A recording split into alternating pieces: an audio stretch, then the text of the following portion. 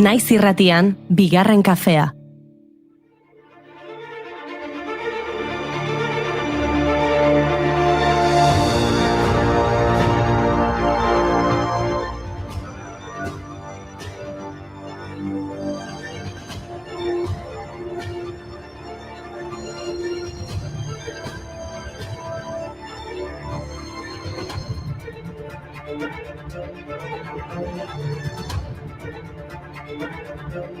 Egunon guztioi berriro ere astelena eta gainera giro goibelarekin hasiko dugu astea. Bai, eguraldiari dagokionez eta baita aipatu beharreko gertakariei dagokienez ere. Izan ere, gaur 25 urte dira Inigo Egiluz kooperante bilbotarra hil zutela. 25 da.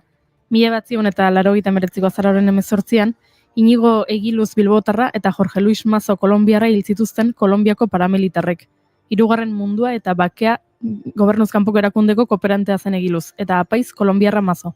Autodefensas Unidas izeneko talde paramilitarrek Atranto ibaian 2 pertsona horiez gain beste 8 lagun zihoazen txalupa kolpatu zuten beste 11 batekin. Poliziaren babesarekin jokatu zuten eta 2022an Kolonbiako estatua erantzule jo zuen epaditegiak. Fermin Muguruzak abesti bat eskaini zion gizon armatuak. Ibai omarrak nizetitu gabe, egezakateatu aurren, Inigo Egiluz agurtzeko hurren, giza eskubideak bestean, epaitaino bide herreza izan, egiturazko bortxapean, biziten herrialdean, gizon armatuak, la la la la la la la, gizon armatuak, la la la la la la. Alaber, Rosalia Tuizko malapa aipatzen du Muguruzak abesti honetan Guatemalako giza eskubideen aldeko ekintzailea. Bere herrialdean diputatua izan da eta ospe handia du nazioartean. Eta guk beste ekintzaile bat aipatuko dugu. Gaurko egunez jaio zen Wilma Pearl McKinley. Amerindiar ekintzailea eta buruzagi Txerokia. 1979an indiarrek protesta gisa Alcatraz uhartean egindako okupazioan parte hartu zuen eta 80ko eta 80ko hamarkadetan egin zen ospetsu. Txerokien mugimendu abertzalearen buruzagi gisa. Pentsa, 1985an Txerokien nazioko lehenengo emakumezko lehinburua izatera iritsi zen.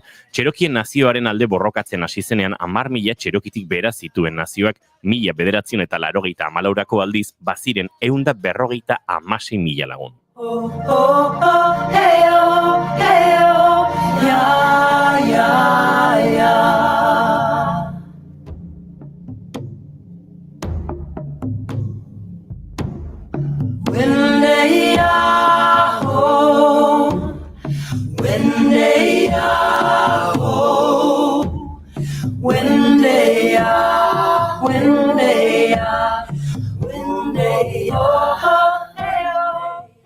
Estatu Batuetan barrena gabiltzala nik kirolari bat aipatu nahi dizuet. Gaur Alison Michelle Felixen urte betetze eguna da. Felix da domina olimpiko gehien irabazi duen emakumezko atleta Estatu Batuarra 11 baititu. Eta sekulako kirolari izateaz gain bera ere ekintzaile izan da. Izan ere haurdun geratu zenean Nike markak bere babeslea zenak kontratua izugarri murriztu zion. Felixek kirolari eta ama direnen aldeko mugimendua abiatu zuen, eta Nikek bere kontratuak aldatzea lortu zuen. 2022ko apirilean Felixek iragarri zuen urte horren amaieran erretiratuko zela. Bere azken lehiaketa Eugeneko munduko atletismo txapelketa izan zen, non urrea irabazi zuen emakumezkoen 4 aldiz 400 metroko erreleboetan eta brontzea 4 aldiz 400 metroko erreleboetan.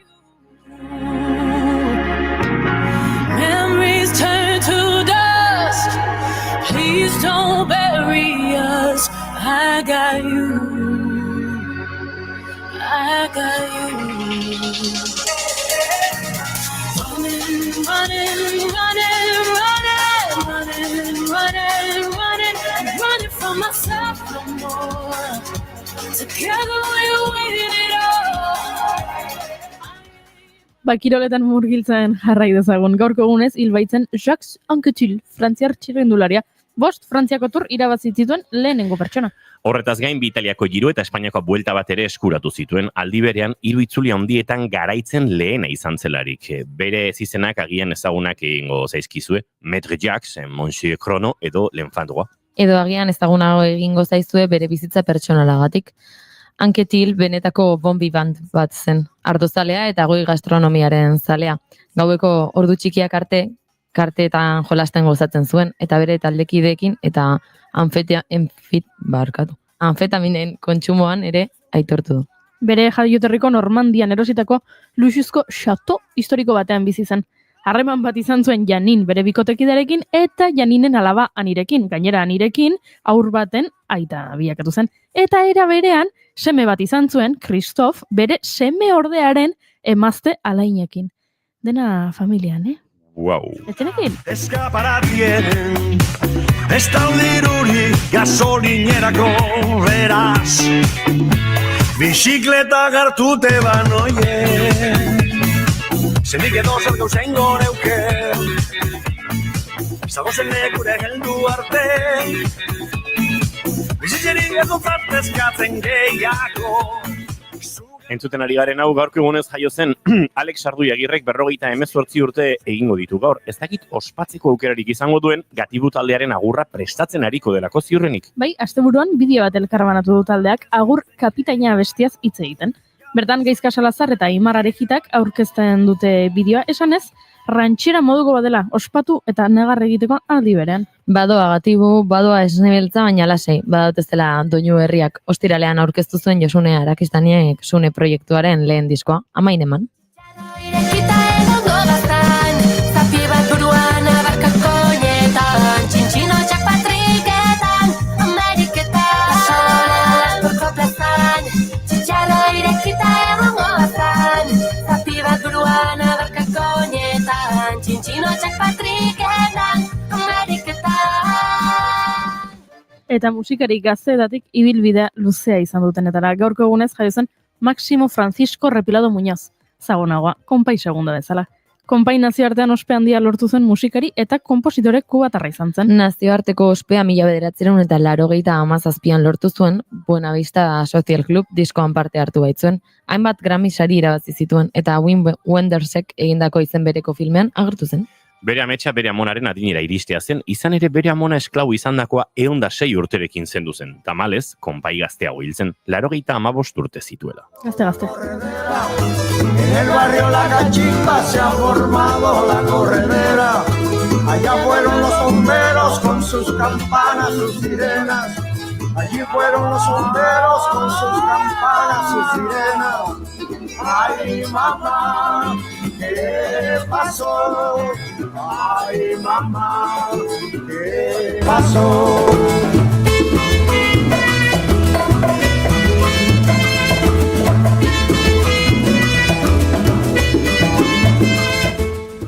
Kubatik mugitu gabe, gaurko egunez jaio zen Ana Mendieta, Habanan. Performance artista feminista izan zen Mendieta nazioartean, erakutsi zituen bere lanak, baina 36 urte zituela hil egin zen. 34. solairu batetik ebera erorita, bere senar Karl Andrerekin izandako eztabaida baten ostean. Andre hilketagatik epaitu bazuten ere errugabetzat jo zuten, ordutik hainbat protesta egin dituzte talde feministek mundu mailan, epaiketa etzela bidezkoa izan adierazteko. 1982an New Yorkeko Guggenheim Museoak galeria berri bat inauguratu zuen Sojon. Inaugurazioa aurkezpenean 500 bat manifestarin feminista bildu ziren. Horietako asko, Where is Ana Mendieta edo non dago Ana Mendieta zioten pankartekin. Erakusketan Karl Andreren obra bat zegoela salatuz. Duela 10 urte 2014ko maiatzaren 14an No Wave Performance Task Force talde feministak protesta bat egin zuen Dia Art Foundationen aurrean, bertan Karl Andreren atzera begirakoa egin baitzuten. Eta horrelako gehiago egin dituzte azkar 10 urte hauetan. Izan ere Karl Andre behin eta berriz txalotua izan da. Eta Ana Mendieta sistematikoki ahaztua. Que digan siempre que fui cantora, viviendo sueños que como todas crecí. Esan dugu, bai, giro goibelarekin hasi dugu lastea, baina honi ere buelta eman barko diogu. Horretarako, zerobe, txiri buelta baino. Eta txiri bueltan norko lagunduko baitu, bai Josune Belezen Mendizabalek beti ezela. Naziometroaren azken datuen inguruan ere arituko gara Malen Dominguez Zabalarekin. Eta puri-purian dauden telesail eta pelikulen zerrenda osatu dugu. Nola ez, Wicked apiatuko dugu. Ostiralean estreinatuko da, eta fenomenoa azaldu nahi dizuegu. Baina horretik maite ditugun gauzak aipatu beharko ditugu. Aizue, bazaroak 18 ditu gaur eta astelena da, ongi etorri guztioi, bigarren kafera naiz irratien zarete.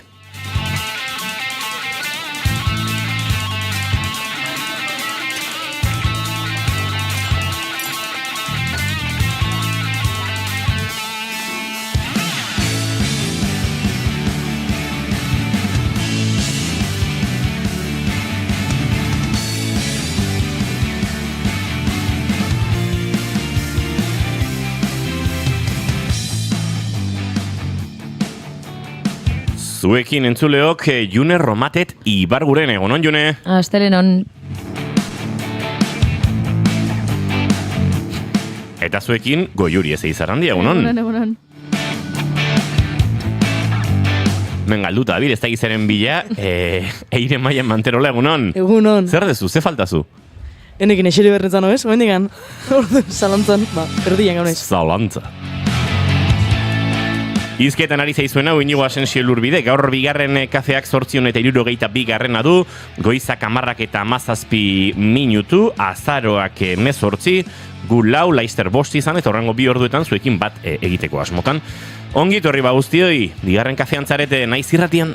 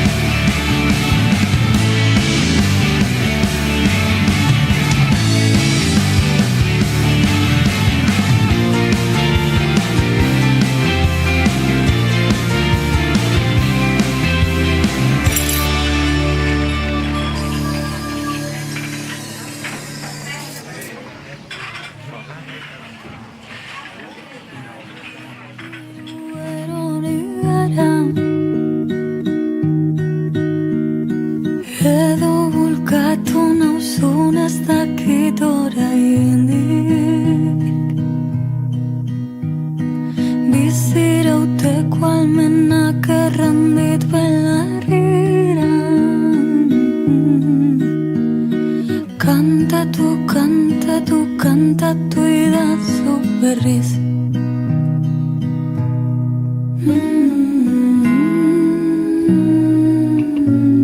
Amarrak eta 19 minutu eta gaurko abiatzeko moduan hementxe nahi zirratian zarete, bai, egunon guztioi, azken minutuetan batu zareten hoi ere, gure txatean dagoeneko men hainbat mezu baditugu. Egunon kuadrilla, zenbat maite dut, Goiuri, Gabonetako jertxea daukat dagoeneko, juhu! Nire maite duta da Diogorkak, larumaten Tolosa frontoira junta nere alias eta Antxon Telleria ikusi nitun. Epa! Horrela esan da, Gorka, eta izart irudion, baina. Ikusi zen ditun, Zer dirudi ba? asterik gabe. Ez, hola, bikotean bezala, nire alias eta Antxon Telleria ikusi nitun. Ah, Jesus. Bat ikusi zun da beste ikusi zun, ez? Ka barrandan. Bai, badakit.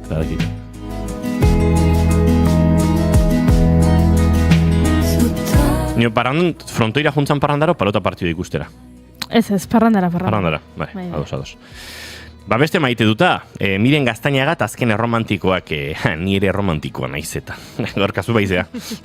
Azken erromantikoa. Asko gustatu zitzaidan filma, bai? Zinetara iritsi da eta hainbat iruzkin ere ikusi ditut nik saretan, eta, bueno, badakizuek guri zinemaldian asko gustatu zitzaigula, eta batzu bintzat, eta tira publikoari ere gustatzen ari zaiola. Atzo Gorka Hermosa eta Gariko Izmendizabalen kontzertu ederra. Goiuri ze? Eske begira ze gertatu zaidan, bi erazun dauzkat, eta Lutu zaizkizu? kateatu indira behaien artean, eta orduan pixka bat mugimendua daukat, nola baita esateko mugatuta. Tardu ziren, zin izan dut dantza ondo egin, eta guain ere, ez negoen adi-adi entzuten dut esan duzuena, baina ez adi-adi, ze hemen abil, nire erazunekin burrukan. Listo. Bota zubi. Hola Jintziarteren eman abitsua kantu honekin, Balsen nazioarteko astea dator, euskal musikan, hori aurreratu dizazuekegu, eta honekin abiatzen ari gara gaurkoa, gure maite dutak ere kontatu beharko ditugu ba, eta, zin hasiko da? Eire, Ala, a ber. Eire Maia Manterola. Azkena iristen da. Bai, indizue pixkat Bai. inozenta da, edo, ez inozenta da, nobata da hori da. Ez da eukera eman. Bueno, ze más, nera este burua oso lasai esan da, eskerrak, bernon, eserrein, eta oso ondo torri zait.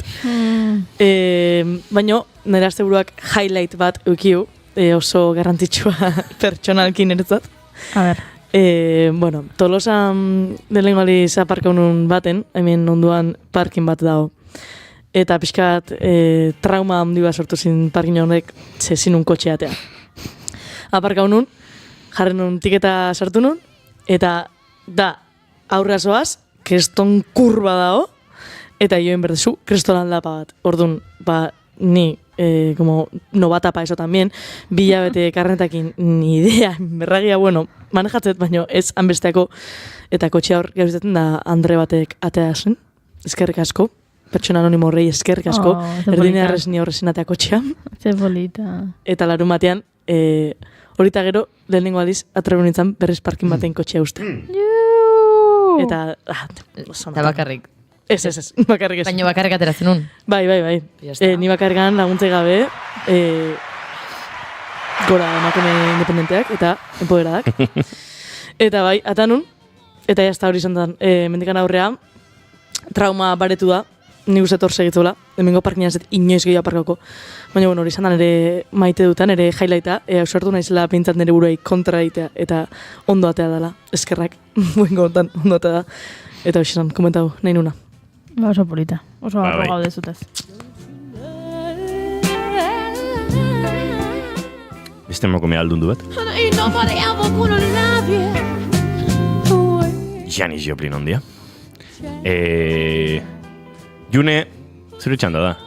Bai, ez da ego juri no. Bale, nire maite duta da, pentsatu daukate, hemen drama montau du bino. Nire maite duta pixkat izango da igual atzoko eguna, pasa ditutelako azkeneko hilabeteak proiektu baten inguruan bueltaka eta ezagit, izan da oso nekagarria. Larun batean bukatu zen eta ondo atera zen orduan, bueno, niretzat igandea ja pozik hasi nun eguna izan zen, baino bai, bueno, atzo eukinun bazkaria ekipoko kideekin, eta maite ditut beraiek, izan ziren zoragarriak eukizuten daietxoan nerekin operatu behar nautelako, eta orokorrar egun osoa izan zen oso polita, eta batez ere hori, nire maite duta beraiek dira. Qué pollita. Cute. You could go all around the world trying to find something to do with your life, man. When you only gotta do one thing well. You only gotta do one thing well to make it in this world, man. Goiuri zena zure maite duta. Nire maite duta da Pepe Mujica. Bere osotasunean, Jose Pepe Mujica, zoragarria iruditzen zait bera erreferente gisa, politikari gisa, eta zoragarria iruditzen zait ematen duen erantzun oro. Asteburu honetan, Espainiako El País egunkariak elkarrizketatu du, eta bueno, ja, lerroburu irakurri nuen, eta ja, maite mendo egin nintzen, zanuen, hau, interesgarria izango da, ze elkarrizketako lerroburua zen, bizitza osoa eman dut mundu aldatzen, eta ez dut txintik ere aldatu. Eta iruditzen zait, 80 urtetik gora dituen, eta herrialde bateko presidente izan den gizon batek humiltasunez onartzea, eskaini duela indar guztia jarri dituela mundua aldatzen, eta hilko dela eta mundua ez dela aldatu, benetan ikuspuntu interesgarria, eta gero elkarrizketan kontatzen zituen gauza galdetzen zioten, ea bizitza zer den, bizitzaren zentzua zein den, eta berak aipatzen zituen hainbat adibide, eta esaten zen bizitzea maitatzea dela. Bizitzea dela egotea maite duzun pertsonarekin denbora ematen, pasatzen ustea denbora horrela, ez ere egin gabe maite duzun pertsonarekin, bizitzea dela, orain heldu zarenean eta jubilatuta zaudenean zure kuadriarekin jolasean ibiltzea, eta bizitzea dela gaztetako gauza horiek oroitzea, eta asko gustatu zait, batetik bat egiten dudalako berarekin, bizitza hori guztia da, bestetik gustatzen zaidalako ez dela mugatzen, ez du mugatu bere erantzuna maitasun, bikote maitasunari, da bizitzea norbait maitatzea eta ezkontzea, ez? Berak aipatzen ditu berarentzat bizitzea ere badela bere lagunekin, bere kuadriarekin, jolasean ibiltzea orain jubilatuta daudela, eta orokorren erantzun guztiak gustatu zaizkit, eta ados nago berarekin, eta berak egiten du boludeatzearen aldeko aldarria, ze kultura boludeatzearen alaba omen da, beraz, hemendik nik ere aldarrikapen hori egin nahi dut, vamos a boludear, chamacos. Egunari darion argia eskuratzen saiatzen naiz, gaua baino lehen Ba, nere maite dut bikoitza eta asteburuarekin lotuta. Larun batean kuadriakoak elkartu ginen, gero eta ume gehiagorekin, eta babarruna jateko, naiz eta Tolosan babarrun eguna atzeratu den, justu hernialden reservatuta zuten kuadriakoak, eta babarruna omen zuten, eta babarrun jana ingenuen, ni berandago iritsi nintzen, eta antxe umeekin parkian ibili ginen, eta gero momentu batean, zer? Babarrun egun ofizialan berriro egingo duzu, Ez dakit. Eske hori da plan zoragarria. Pentsatzen dut. Zau da, ez dakit, San Sebastian eguna, urtarriak 20, eta zuk erabakitzen duzu, ez dakit zer gertatzen den, eta ezin da urtarriak 20an ospatu, eta ospatuko da, otsailaren 20an. Zoragarri iruditzen zait, jendeak esatea, bale, ospatuko dugu, urtarriaren 20an, eta otsailaren 20an. Bai. Zuk ospatu duzu ja da babarrun eguna, nahiz eta ez zen izan. Nik inituen babarrunak jan, beraz, ni hor erdizka. Kuadriakoek bai, kuadriakoek doblete egin dezakete, nik ez. Zoragarri. Ni pixkate ortodoxo jarri naiz. Oi. Atzeratu bali ez, berandu ninduan. Pirauan atzeratu nintzen, eta berandu iritsiko nintzen. Eta halako batean nork eskupelota bat ateratzuen, eta antxe frontoian ja, gauak ilundu zuenean, goizi iluntzen du gara honetan, bildu ginen, eta batean txokotan jokatzen ari ginen kuadriakoak, ez dakit, 16 urte genituenean bezalaxe. Orduztik ez dakit, 4 ostaliz jokatu dugun pelotan, hori pelota bat agertu delako, frontoi batetik gertu antxe zinela, baina berez pelotan jokatzera joan, ez da osoikoa izan. Eta antxe aur batzuk animatu ziren gurekin, eta egia zen oso esperientzia revival izan zen. Ze batzuk igual gehiago ibili ziren pelotan, besteak eskola kirolak behartze zuen garai horretan, eta gero tarteka izerdi batzu botatzen frontoien, baina bai oso, ez dakit, arratsalde amaiera politi izan zen, atzo kuadriako askok eskutan eta besotan agujetak eta eskutako minak erituen, baina zoragarri izan zen, eta hori da nire maite dut, beste bat baina biharko gordeko dut, ekonomizatu behar da, bestela gero komeriak etortzen direta. Eta, bai? Laguntza eskatu egiteke dutetan? Bai? Bale, nik entzulei laguntza eskatu nahi diet. Zautzen duzu berbar xierka jolasa, ez da? Daude, hainbat izki eta erdian bat, eta hori erabiliz, erdikoa bai edo bai erabili behar duzu, baina besteekin hitzak osatu behar dituzu. Eta egunero, berriako webunean dago, eta egunero jolas berri bat da. Eta badago, gauza bat dela guztitz izena duna, dela, erabili dituzula, pantailan agertzen diren, letra guztiak, hitz bat osatzeko. Eta hori izaten da nire helburua. Naiz eta ez ditudan denak osatzen, ez inoiz ez ditut denak osatzen, guztitza lortzea gustatzen zait. Baina gaurkoan, bai ala bai, erabili behar dut V letra. Eta, klaro, hitz hauek euskeraz dira. Ez dakit, norbaitik lagunduko dit. Wow, ez inoiz euskerazko lortu. ze hitzek. Aita, entzuten nahi baldin bazea mesezatea zure bilduma eta egin, eske egunero egiten dute. Bueno, orain ez dakit jarraitzen dute, baina amak, aitak eta lagun batek talde bat daukate, eta hortik ibiltzen dira elkarri hitzak pasatzen osoa egiteko denek batera. Entzuten nahi baldin bazea eta mesedez bidali hitza zein den. Vale, zango diazue. Josune Belez de Mendizabal, Fernandez de Garaialde, egunon? Egunon. Zine zure maite duta? Bitu, nere maite duta, igandeko kontu bat aipatuko dizuet. Ostrialean, eraman nuen ITV-ra, hau da, kotxea, autoa, hori, ez? Piskat, mediku moduan errebizioa egitera, eta ez zuen pasa. Bajone, claro, gainera esan nuen base ondo, ze lehenengo aldiz ez zegoela hor kristonilara, baizik eta itzordua eman ziaten, eta itzordua baino lehen jun nintzen, eta boze ondo, eta lehenago ateako naiz, eta bai, zea. Bueno, pues ez errez, bueltatu behar naizela, total, garajea dugu, lagun batena, eta eraman genion, ostiralean ja itxita zegoen garajea, orduan berak esan zigun, igande goizian han egongo naiz garbiketa lanetan eta ekarri kotxea, ze gaur ez genuen posible, ez? Eta ja, alik eta azkarren konpontzeko. Eta orduan, igande izan zen pixkat, ez genuen itzordua egin aldez aurretik, eta goizeko 9etan idatzi zidan, Josune egongo naiz, 10-etatik 11etara, eta nik esan nuen, nioean, klaro. Eta nire gustatzen zait, lasai gozaltzea, eta presari gabe, eta holaxe orduan ja, hasi nintzen pixkat, justo kontrakoan, harineketan igandea eta holan. Eta gero ja, utzi genion, garajean, eta paseotxo bat ematera jun ginen, eta orduan, esperoz dituzun, mezua jasotza dituzun. Eta bapatian, norbaitek idatzi zian, igual akaso behar bada pikan, jungo zala Gasteizez Arabaldera, antzerke ikustea eta ez dakizet. Eta kriston iluzioa egin zidan horrek, holan, esperos duzun mezu bat jasotzea, oso ere, ez dakit, nola esanik hau, Inigo, oso laguna ere ez den norbaitena, baina zure herrialdera gerturatzen dena, eta esate dizu, akaso, eta olako proposamenak gero egia da, sofak harrapatu nindula, eta nintzela inora jun, baina, polita direla olako mezuak jasotzea, behin, ozer. Zugik ikatzen Inigo? Kale kolektiboa egon zen. Kale kolektiboa? Bai, pentsatu nuen, Esan nuen, ez dakit ni Eta gaina, proposamena oso polita.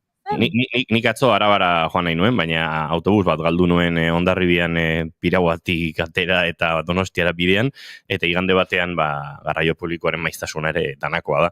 Beraz, ordu bete berandago beste autobus bat zegoen, baina ibili nintzen kalkulak egiten da, ez zuen ematen arratsaleko 7:00 joezak berriro. Hori pentsatu nuen nik, idatzi zenidanean, hainbeste gauza, Piragua, gero autobusa, gero bazkaria, gero esan nuen, baina, zenbat irauten du mutil honen egunak. Eta claro, nik arratsaldeko 4:00 ja nengoen, siesta egiten, eta behitxu, ze alperra, Inigok zenbat buelta eman zituen, igande horretan, eta nik esan nuen, dulantzira orain, 15 minutura dagoela kotxez.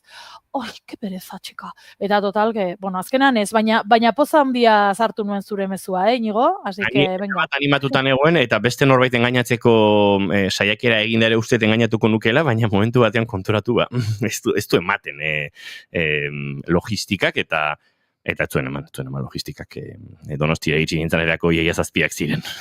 Baina hori, autobusa galdu nuen, korrika, zuek imaginatu gizajo bat hor, motxila impermeable horietako bat, arropa bustiz bete eta pala bat erditik irikitzen den horietako antxe bizkarrean, beste bi poltsa arropa bustiekin, korrika Hondarribiatik autobusaren atzetik, eta iristen ari nintzala autobusak intzuen, bastante pelikula. Bai, ez? Kafe hartu nuen, eta gauza xelebrak pasaitzaizkidan, baina beste batean kontatuko ditugu, ze aurrera egin beharko dugu. 10:34 minutu hementxe, bigarren kafean, naiz irratian.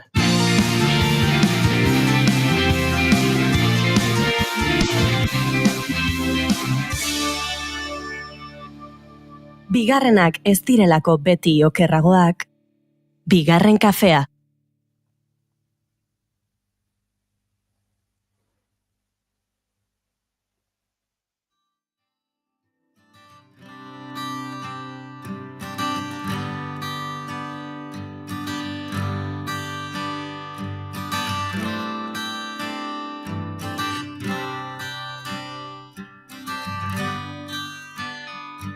No aman de igual forma a los ricos y los pobres. Eskuekin maitatzen dute elkar. En las peores estampas, en condiciones famélicas y con todo en su contra. Aragiaz dago seten sabelaz. El amor de los pobres no sale por la ventana, aunque el dinero entre por la puerta. Ez daukate nola eman bestela. Que nunca entra, aunque no haya ventanas. Ilunpetan dena aurka dutela. Porque el hambre agudiza el ingenio y en sus jardines también crecen las flores. Fakturan presioak. Eta ulki jolas honen ondoren, goaz aurrera txiri buelta ematera, Josune Belezen Mendizabalekin. Josune, gaurkoa... Kaixo, ikaratu naiz momentu batean Goiuri. Ze, bai, klaro, estreminen bidez ikusten zaituztet, eta ikusi eta altxatu zaetela, eta esan du, nora doaz, ikaratu ditut, ez dut oraindik zer egin, eta pentsatzen nuen denek alde egin barzen dutela. Eta bai. Zautzen duzu, aulki jokoa musika jartzen duzu, eta bueltak eman behar dituzu, eta... Bai. Eta joaten da jendea eliminatzen, egin dugu dantza hori, eta Inigo kanporatua izan da, eta ez da, aulki jokoaren finalera pasako. Ai, bueno, nik uste hemendik gutxira ni ere kanporatua izango naizela, baina hori baino lehen, helduko diogu txiri bueltari. Ze, por cierto, nik gai batzuk ekarri dizkizuet gaurkoan, baina, klaro, batzuk aipatu dituzue ja maite dutekin, eta ze gauza diren, holan kasualidadea batzutan, hau betzegoen prestauta inondik inora, eta orduan helduko diot, lehen ipuin kontalaritza eskolari. Hau, aipatu genuen hasieran Arabazan ipuin eskolak, bueno, eskola ez da, bera, Arabazan da elkartea, Araban sortutako ipuin kontalarien elkarte bat, eta bertan dugu bai gure Itziarrekalde, bai Ane Arrugaeta, bai Ane Gebara, bestelakoak Odei Arregi asko, ez? Hemen Araban eta Euskal Herri osotik, baina Araban sortutako ipuin kontalariak. Eta aurten jaso dute olako diru laguntza interesgarri bat, nun horri esker ibiliko diren zer eta ipuin kontalaritza edo kontalaritza eskola hori sortzen. Antza, eta horrela esaten dute, Euskal Herriko lehena da, edo gutxienez Euskal Autonomia Erkidegokoa, eta abiatu da asteburu honetan, garai honen, ozaetan askotan aipatzen dugun baserri eder horretan, garaion sorgingunean, eta bertan egon dira, nik ez dakit, nik Instagramen ikusi ditut 50 pertsona? Ez dakit, pertsona asko. Atzo, egon nintzen hitz egiten Ane Arrugaetarekin, bera da Arabazaneko kidea eta ipuin kontalaria ere bada, eta eskola honetan parte hartuko du nola ez ba, eta esan zian, itxaron zerrenda ere badagoela. Osea, imaginatu, Eta nik oraindik pentsatzen, igual izena emango dut, baitzea. Bai, ni bai, bestea bezala autobusaren atzetik, bakizue? Bueno, eta Arabazan ahoskotasun elkarte honek sortu du Vital Fundazioak eman dion diru laguntza horri esker ein handi batean, ekonomikoki gutxienez, eremu desberdinetako profesionalen kalitate artistiko hori sustatzeko asmoz, eskola hau, eta egia esan, itxura ederra dauka. Horretaz aparte, eskolak antolatu ditu ekitaldi batzuk, hau da, ipuin kontalariak izango dira Vital Fundazioko aretoan hilabetean behin. Hau uste dut ere aipatu genuela, Dorleta Kortazarrek abiatu zuen egitaraua urriaren 14an, aurreko astelenean Boniface Ofogo Nikana egon zen, gaztelaniaz kontatu zuen berak, eta orain abenduan Ainara Inigez eta Ane Arrugaeta izango dira. Izango dira besteak beste ere bai, Aitor Vinagret, Carolina Rueda, Odei Arregi eta Mai Gorostiaga. Ara? Eta begira, Mai Gorostiagaren arira jarraituko dugu txiri bueltarekin, ze oso ondo datorkite sokarekin jarraitzeko zergatik. Mai Gorostiagak atzo zuzendu zuen antzeslana ikustera enintzelako joan. Beitxu, hemen negatiboan, baina justo nola aipatu dudan Inigo kasmoa zeugala Donosti, Dulantzira etortzeko, Dulantzin antolatzen dute antzerki amaterraren jaialdia, eta astebururo zerbait dago. Eta atzo, esan zianean, noa, hau ikustera, esan zian hori Mai Gorostiaga zuzendutako lana zela, eta ezak berriro Sam, ustuto lanburuzari naizela, hori zen lana. Orduan, pixkat penarekin ere geratu nintzen, baina, hortxe dugula Mai Gorostiaga, bai egitarau honen baitan hemen Gasteizen izango diren hilabetean behin Vital Fundazioko aretoan kontatuko diren ipuin horietan, eta atzo Dulantzin izan genuela ere bai antzerkia zuzentzen, beraz, agurbero bat, ere bai, Mairi. Ez dakizu, Josune ze ilusio egiten didan, aipatu dituzu izen mordo bat, proiektu askotan dabiltzenak, eta pentsatu dut, horietako zenbat pasairen bigarren kafetik, ze Boni Oforekin hitz egin geroen bigarren kafean, noski Mai Gorostiagarekin, noski Aitor Vinagret ere hemen egon zen, eta aipatu dituzu izen pila bat, eta ari nintzen atzera begirako egiten, eta pentsatu dut, ze ondo hemen arte eszenikoen lagun ofiziala garela, ez daukagu txartelik, arte eszenikoen lagunak edo horrelako zerbait behar dugu, baina izu postasuna eman dit, Josune. Noski baietz, bai, hala da, bai, oso ondo egiten duzu, eta ni ere arte eszenikoen baitan nagoen horretan ere bai, oso gustori biltzen naizuekin, eta nik askotan ere ekartzen dizuete txiri buelta honetan kulturarekin zerikusirik dauzkaten gaiak, ez da. Eta horrekin jarraituta, eta aipatu dizuet nola zuek ere bota duzuen beste gai bat, egin diozue aipu zer eta azken erromantikoak filmari, ezta? Igual entzule batek bidali du, bai? Gorka zela asteburuan ikustera, kontatu du txatean. Bai, gauza bera egin nuen nik. Ona hemen Gasteizen estrenatu zuten, izan zen sesio, estrenatu dute ostiralean, ezta? Zinema areto guztietan. Hori da. Baina Gasteizen, egon zen olako emanaldi berezia, geu elkarteak geu euskara bultzatzen duen elkartea tarteko, eta izan zen bertsio originalean eskaini zuten. Zuek esan duzue Donostian ere ikusi zenutela, ezta? Zinemaldian, ezta? Zinemaldian ikusi genuen hori da, bai. Bertsio originalean pentsatzen dut ere bai, Goiuri. Bai. Gurean holaxe izan zen, eta gero sorpresa, zer eta David Pérez Añudo eta Miren Gaztañaga etorri ziren. Opa! Gozada hutsa izan zen, ze aukera izan genuen ere publiko bezala galderak egiteko. Nik enogan asmorik, baina gero animatu nintzen, esan behar dizuet.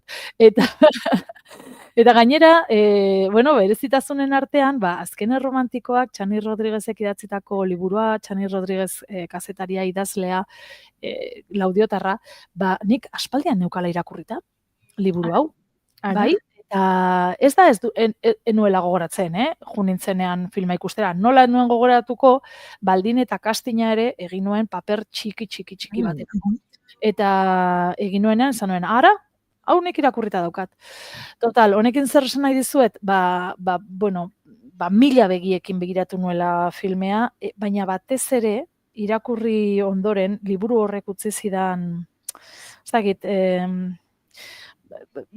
atmosfera bati buruz ginenan hitz egiten, ze bada tristura, maitasuna ere badago asko, baina, Laudio Gris hori, 80. hamarkada hori ere bai, langileria grebetan, edo neskaren protagonista Miren Gaztañagak enkarnatzen duen, edo gorpuzten duen protagonista horren bakardadea, beldurra ere bai, ez da, osasunari erlazionaturiko koskorro horrekin, eta oso ondo jasotzen duela filmeak, eta hortxe ibili ginen, ze Txaniri gustatu ote ez zitzaion, nola moldatu zuten beraiek, eta Davidek aipatzen zuen, zuzendariak esaten zuen, benetan zaila edo erronka handia iruditu zitzaiola hau dana, liburutik egokitzapen hori egiteko, eta pasatzea hori dana, ze egia da, izketaldi askorik ere ez dagoela, ez da, orduan atmosfera hori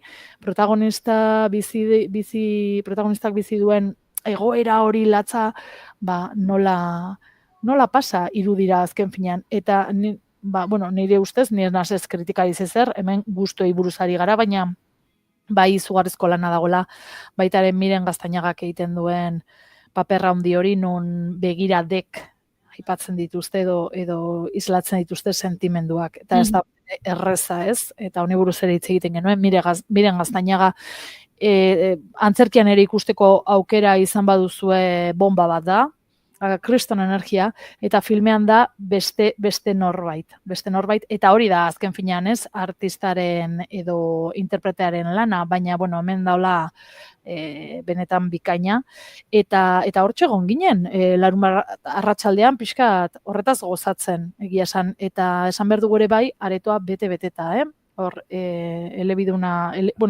bertsio originalean dagoen pelikula da, eta egia esan, hau ere aipatu genuen. Zer raroa, orain nik zuekin hitz egiten, eta esango nizueke, igual, ze hizkuntzatan, tani, euskera hutsean, esango nuke. Horrela jaso nuelako. Hori, gaztelaniare asko dago. Eta ze gauza, ezta? Eta beste adibide bat, eta berriotzaitaterako, zuzendari bat hemen Bajo Ulloa. Bajo Ulloaren Baby, ez dakit ikusi duzuen, baina hitzik ez dauka. Bai. Da mutua, ez dut hitz egiten, baina bai dago musika. Eta niri gertatu izan zait, kontatzerakoan, sinopsi luze horietako batean, niri txirure bueltan egiten duan bezala hori, lusatzen aizenean, bai, eta honek esaten dio besteari. A ber, ez dio zer esan, ez dago hitzik. Baina, zuk jaso duzu hori zure iruditegi horretan. Eta hori, marabillosoa da. Hori, asko gozatu genuela azken erromantikoak ikusten Gasteizen. Txatean hemen jarri dute, ze derra Renfeko amodioa, eta egia esan, bai, pelikula ikusi ez duela entzatezu spoiler gehiagirik egingo, baina tarte batzuetan, uste dut trailerrean ere agertzen dela, Miren Gaztainagaren pertsonaiak telefonoz hitz egiten du Renfeko langile batekin. Eta konbertsazio horiek benetan interesgarriak dira eta sekulako horrela, puntu berezi bat ematen diote pelikulari, niri ere asko gustatu zitzaidan agorka. Eskerrik asko zure iruzkinengatik. Jarraituko dut? Badauzkat beste bi, beste bi gai. Eta bat, honek ja ez dakaz ikusirik, oso ondo ekarri dute bata bestearen atzetik, baina orain ja beste bi hauek ja ez dakin honen kajatu, beraz, hau txiri buelta denez, benga, piri. Bueno, bat da larun batean ere izan zen bionekazaritzako ekonomato efimeroa izeneko proiektua. Da nik ez dakit Goiuri nola egin duzuen orain aulki dantza hori, bertatik izango duzun audiotxo bat. Berez, gure Inigo Asensiok beharko lukeena.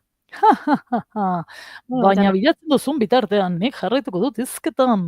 Eta ez balego, errekuperatuko genuke.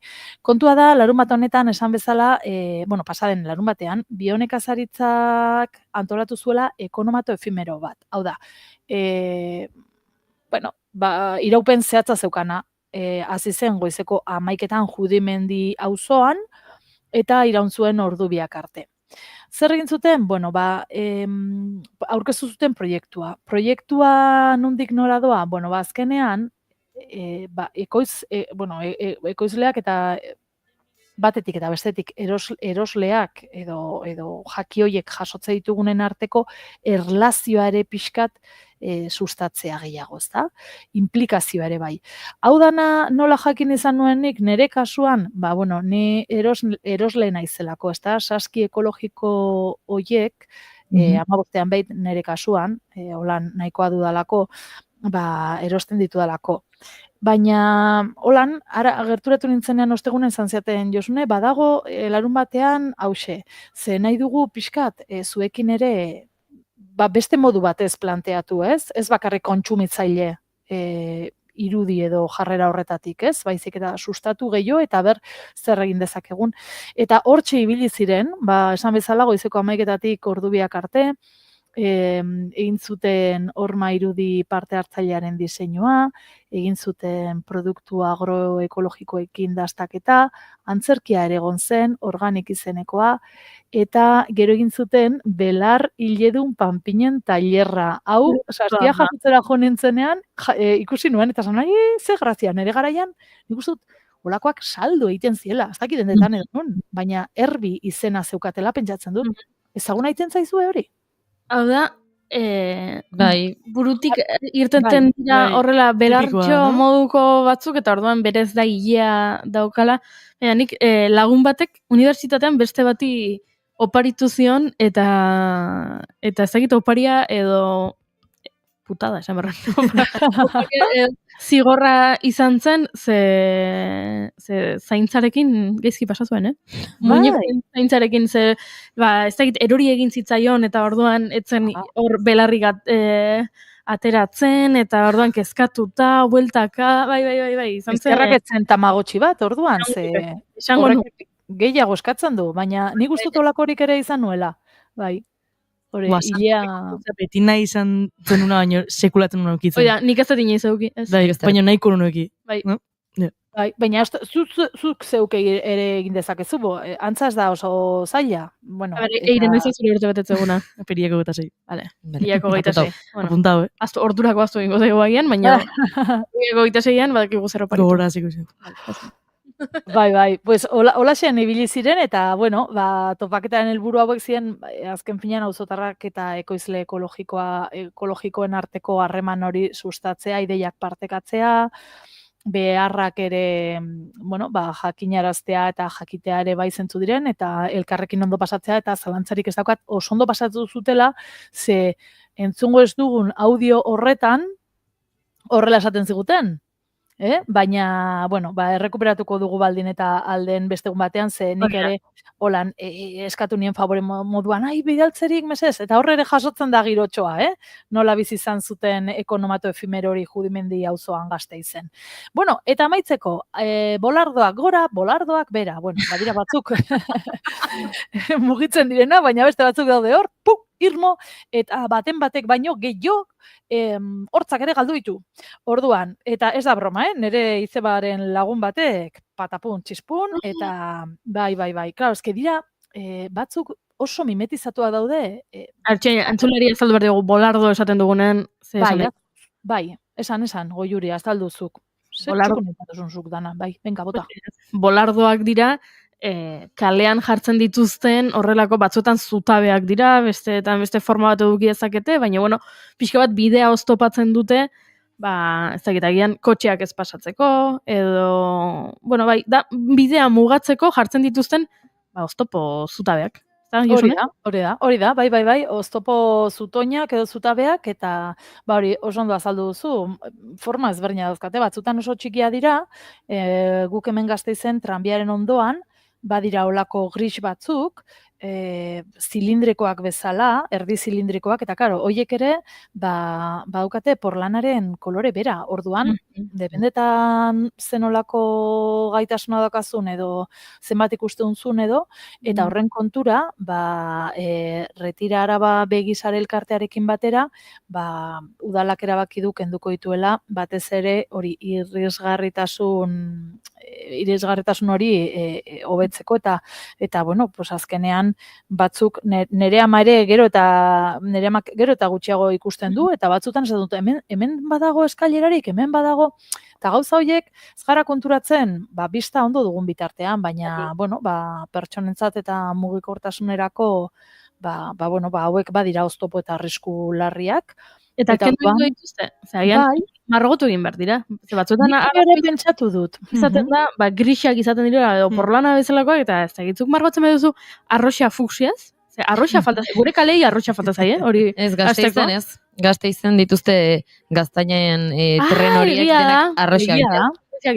Begira, horrekin kombinatzeko, margotzen dituzu bolardoak arroxez, badago koherentzia estetiko bat irian, eta gaina ikusi egiten dira, eta ez zu estropotu egiten.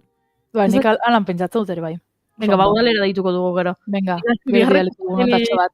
Izenean pentsatu dugu, pentsatzen dut kentzea erabaki balin badute ere izango dela, agian, ez dakit, gurpildun aulkian dauden jendeak ere batzuetan arazoak izan ditzaketela bolardo horiekin. Bai.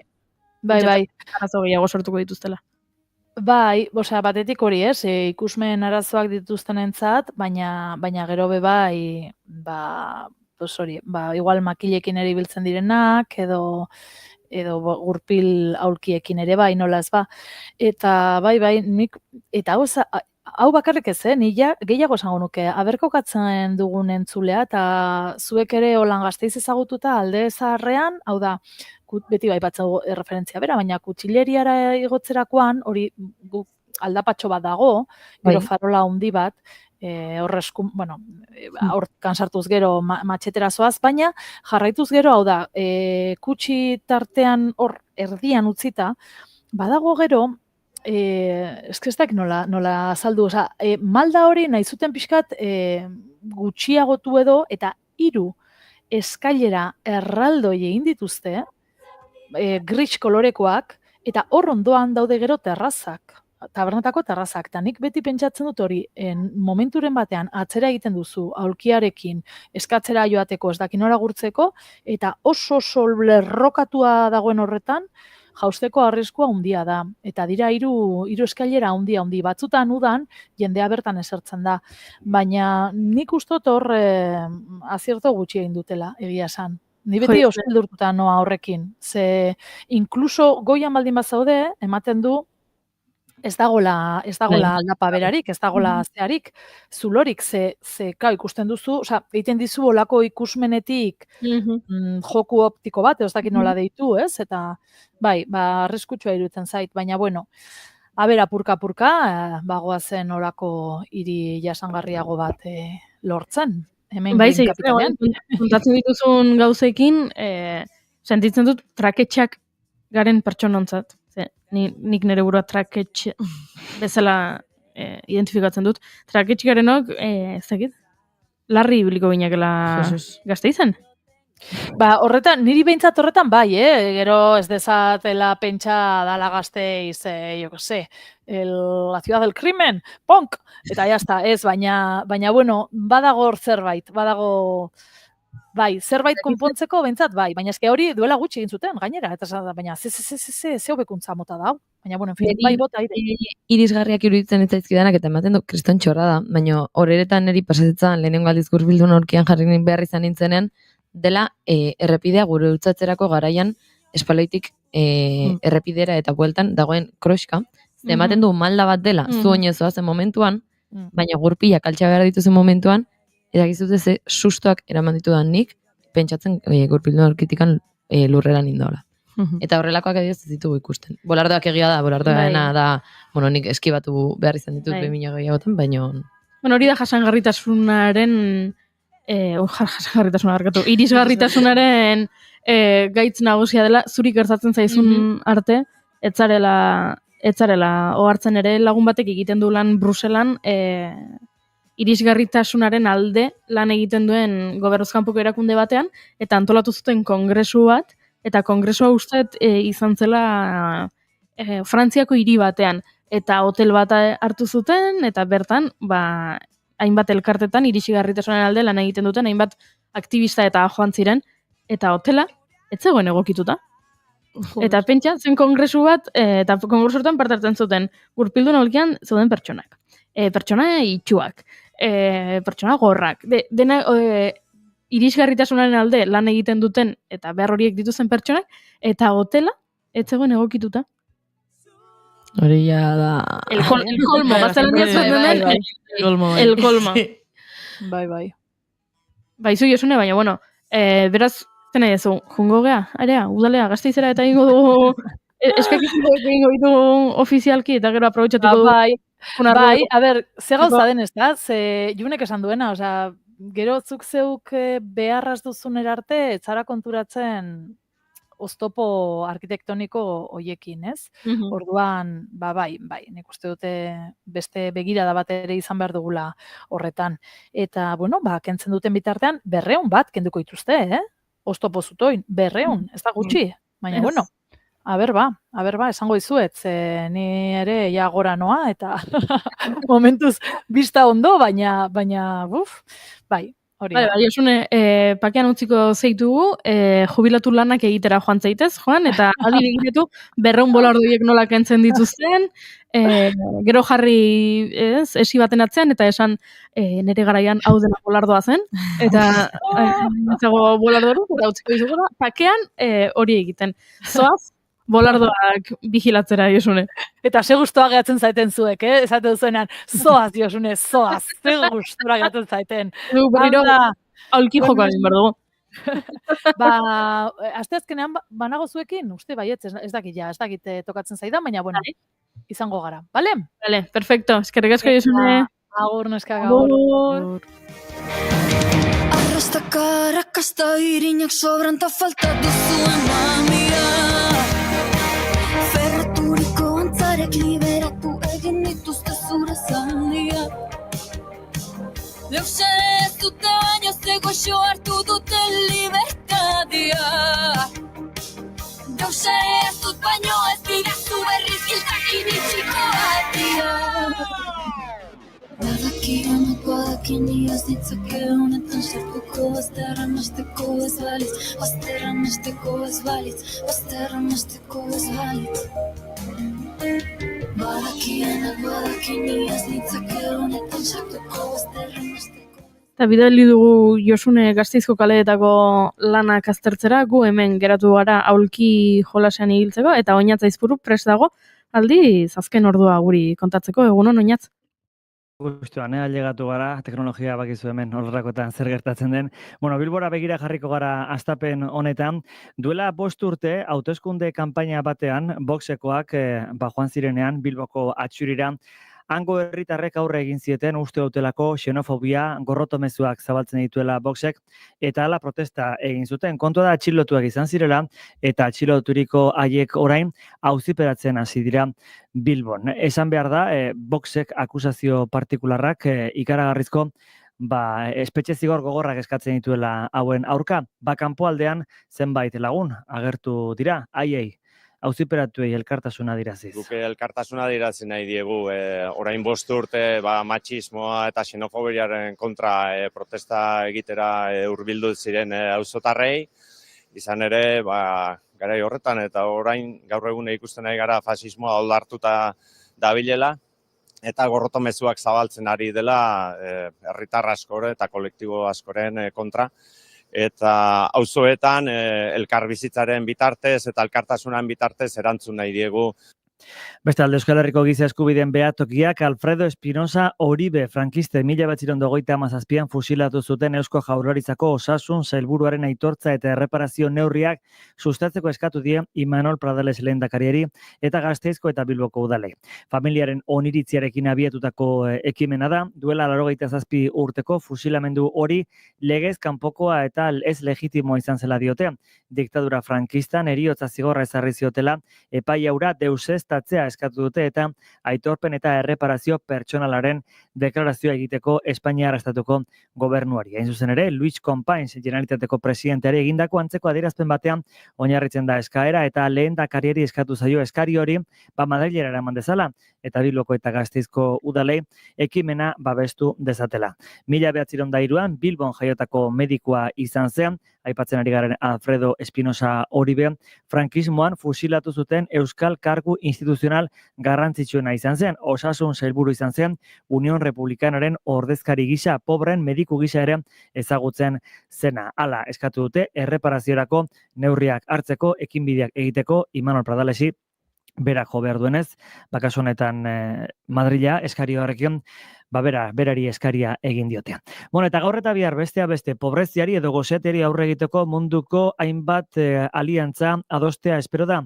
G20ko kideak munduko 20 herrialderik aberatsenak Brasilen elkartuko direlako. Klima larrialdiare gainean dute, baina ez da ez aurrera pausorik espero, ez klima larrialdiari dagokionez, ez pobreziari eta ez goseteari dagokionez. Ziur, euren patrikak betetzen jarraitzeko neurriak adostuko dituztela.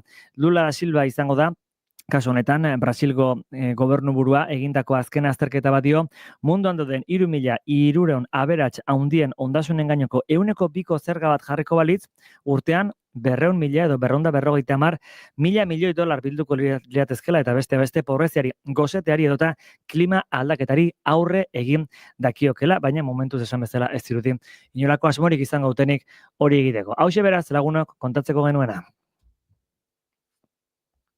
Eskerrik asko inatzkuk aurrera jarraitu behar dugu berrirore aulki jokoan. Naiz irratia entzuten ari zara. Bilbo aldea, 92.2.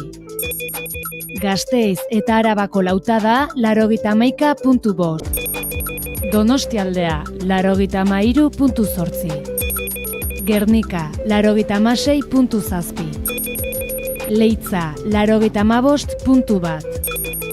Bortziriak, 103.1. Urola, 91.8. Goierri, 102.2.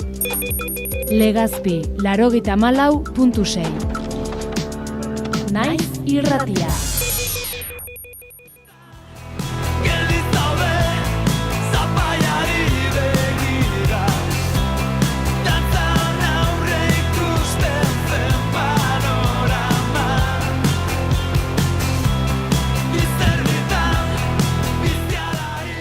Gure herrian burujabetza eta independentzia gaiak politikaren erdigunean daudela esan badaiteke ere, ez dago oso argi herritarrek halako gaien inguruan dituzten iritziak.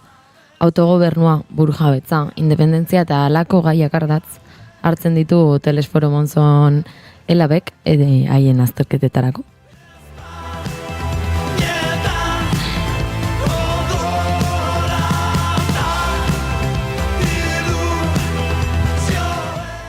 Naziometroaren bidez Euskal Herrian herritarrek gai hauen inguruan dituzten iritzi eta barkatu jo Jesus, hautemateak aztertzea dute helburu. Urteroko barometro bihurtu da, baina hau dena hobeto azaltzeko eta Telesforo Monzon hobeto ezagutzeko gurean dugu gaur Malen Dominguez Zabala. Egun honetan ongitorri. Egunon, Malen, zer mozu da? Osando, pixkat urduri. Bai, eskini dizu norbaitek kafea? Ez. Eta nahi dezu? Bueno, ez dakit, bestela lasai, Galdetuko dugu, behar gure atzealdean dauden production please, eskatuko diegu, zer kontatzen duten. Bitartean, June hasta dira galderak egiten, eta zu jango zara lasaitzen, super jatorra lasai. Bueno, aipatu dugu Telesforo Monzonetik zatozela, Olaso Dorrea fundazioaren ekimen moduan jaio zen Telesforo Monzon, baina zein izan ziren sortzeko lehen arrazoi horiek? Ba, mila esker gonbidapenagatik lehen ez eta aipatu, guretzat plazerra hemen egotea. Bueno, Olaso Dorrea fundazioa sortu zen 1982 urtean, garaian Telesforo Montzonek eta bere anaia Isidrok oinordeko tzan utzi zuten beraien ondare guztia, euskera, euskal kultura eta euskal herrigintzarentzat zerbitzuan jartzeko, hortik euskal herri hobe bat eraikitzeko edo. Eta hortik fundazioak eduki ditu 3 fase edo, hasiera batean ondare horren kudeaketaz arduratzen zen, gero etxea eraberritu zen, dorrea ez dakit inoiz egontzeaten da dorrea handi sendo bat, eta alde batera berritu zen bulegoak eta jartzeko, eta azken fasean laborategia bera sortu zen. Orduan, laborategiaren helburu haundiena edo da, Euskal Herriak gaur egun dituen erronken aurrean erantzun berritzaileak ematea, hausnarketa berriak egitea, orain arte Euskal Herrigintzak edo zituen erantzun batzuk edo funtzionatzeko modu batzuk, baina orain ditugun erronka globalen aurrean lehenoko erantzunek ez digute balio, orduan bilatu behar ditugu molde berriak, gazteen ikuspegiak hor txertatu eta pixkat errelatoak edo eraberritu erronka berri hauei aurre egiteko. Aipatu dituzu erronka berriak eta zehazki edo zein izango lirateke zuek irakurtzen dituzuen erronka berri hoiek? Guk egiten dugun analisian edo ikusten dugu globalizazioa dela azken hamarkada hauetan mundu mailan eragin duen prozesua handiena. Eta globalizazioarekin batera etorri dira aldaketa demografiko handiak, migrazio fluxuak, barne zein kanpora begirakoak, talentua juten ari dela eta askotan entzuten dugu, gazteok kanpora juten geralako lan bila, bestalde klima larrialdia, energetikoki trantsizio bat emateko beharra, erronka ugari ikusten ditugu, eta guzti horren lotunea edo ikusten dugu burujabetza izan daitekela edo burujabetzak eman diezaiokela erantzun bat erronka guzti hoiei modu berritzaile batean eusteko edo. Talde zabala daukazuela esan daiteke eta zuen buruak aurkezterakoan azpimarra jartzen diozue ibilbide politiko eta profesional ezberdinak dituzten pertsonek osatzen duzuela taldea, ezta? Bai. Gure taldea egitura bezala oso txikia da, guk ikusten dugu talde handi bat eduki beharrean, hasi eta bukatzen duten proiektuak eduki behar ditugula, erronka batzuk behin, ez resolbitu, baino eutxiko diegu, landuko ditugu, eta gure proposamena mahai gainean jarri ondoren, beste erronka bati eutxiko diogu. Beste batzuk aldi berean lantzen ditugu, baina, hasi eta bukako proiektuak eukitzen ditugu oroar. Orduan, hori talde zabala daukagu, proiektu bakoitzean badago lan talde bat edo, aditu edo, aritu edo, esperientzia politiko edo soziala izan duen pertsonak dira oroar, eta guk ez gaude inolako alderdi politikori organikoki lotuta. Orduan, gure lan egiteko filosofia da, Euskal Herriaren burujabetzaren alde lan egiten duen eragile oro, gonbidatuta dagoela gure lan egiteko prozesuetara, lehen etxean ona bidean entorrela pentsatzen, hola, esaldi ponpoxore mateo sartzearen esaten hon, gu bakarrik, seguro azkarrago iritsiko gerala leku askotara, baino bilatzen ditugun sinergia eta bestelako eragileekin agian urrutiago iritsiko gera eta lorpen handiagoak izango ditugu gure ideia propioetan gelditu baino. Orduan, nik uste gure indargunea handiena hori dela. Ibilbide politiko ezberdinetako jendea biltzea eta hortik proposamen kualifikatuak egitea. Taldea pixka bat horrela kokatuta zuen lanean sartuko gara pixkatxo bat. Eta, bueno, haien webgunean sartuz gero ikusiko duzu adar ezberdinak lantzen dituzu ez da? Bai, justo plan estrategikoa bukatu dugu urte honen hasieran, orduan webgunean oraindik ez dago guztiz trasladatuta oraingo lanildo berriak edo zein diren. Baina, bueno, guk zehaztu ditugu 3 bloke edo, proiektu bloke. Lehenengoa da nazioa eta identitatearen erronken inguruan ditugun proiektuak, izan naziometroa bera, Txillardegi eta gunea, lurralde kohesioaren bueltan ditugun proiektuak. Gero bigarrenik, eraldaketa sozialerako politika publiko berritzaileak egiteko blokea, eta hor ongizatea lantzen dugun proiektu bat daukagu, klima larrialdiaren testu inguruan Gipuzkoako herritarren batzarraren esperientzia dakagu hor. Eta azkenik daukagu burujabetza lortzeko edo subiranismorako tresna juridiko horiek lantzeko blokea. Eta hor egiten ditugu mintegi pribatuak normalean,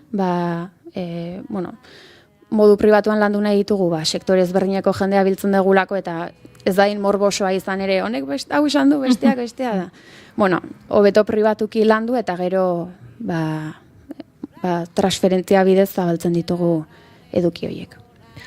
Adar ezberdin horien artean bada bat analisi estrategikoa edo deitu diozuena analisi horretan, erronkei erantzunak bilatzean datza, nola garatzen duzu adar hau, nola garatzen dira analisi horiek?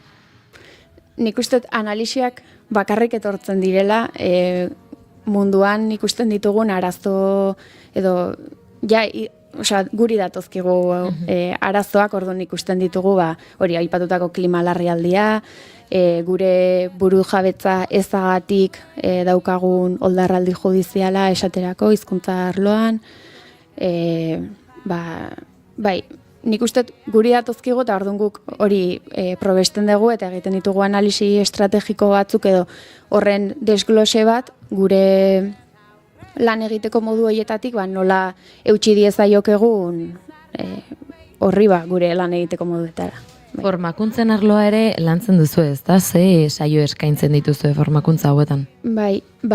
Formakuntzaren arloa guk elikatzen dugu egiten ditugu jarduera ezberdinak, ez naziometroan inkesta egiten dugu, Txillardegi eta gunean bati edo besteari enkargatzen diogu lan bat gai konkretuen inguruan, eta orduan hortik ateratako informazioarekin sortzen dugu nolabaiteko transferentzia egiteko gida bat edo formakuntza gida bat. Orduan, orain arte egindako saioetan izan dira hizkuntza politikari lotuta euskalgintzan aritzen diren eragileekin, edo bestalde arlo politikoagoari lotuta estatus juridikoa edo horrekin lotuta kuadro instituzional edo ekimen sozialetan aritzen diren arduran dauden pertsonekin gure azkenean sortzen dugun eduki hori nolabait transferitzea dagokion estratora edo.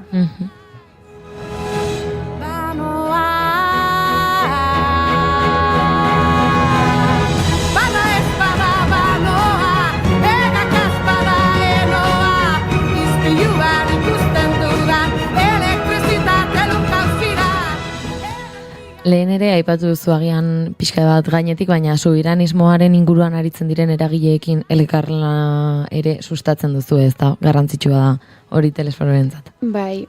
Guretzako gure lanaren muina da, azkenean Euskal Nazioa markotzat daukagun eragile ezberdinak elkartzea, bakoitzak bere proiektu zehatzetan edo eta saretze bat sustatzea ere izan daitekelako eragileen artean oraindik ez dagotea saretze bat, eta guk horretan askotan akuilu lana egitea tokatzen zaigu, egiten dugu, eta bai hori da gure elkarlana. Ez diogu aterik isten gure balioekin bat datorren edo nori.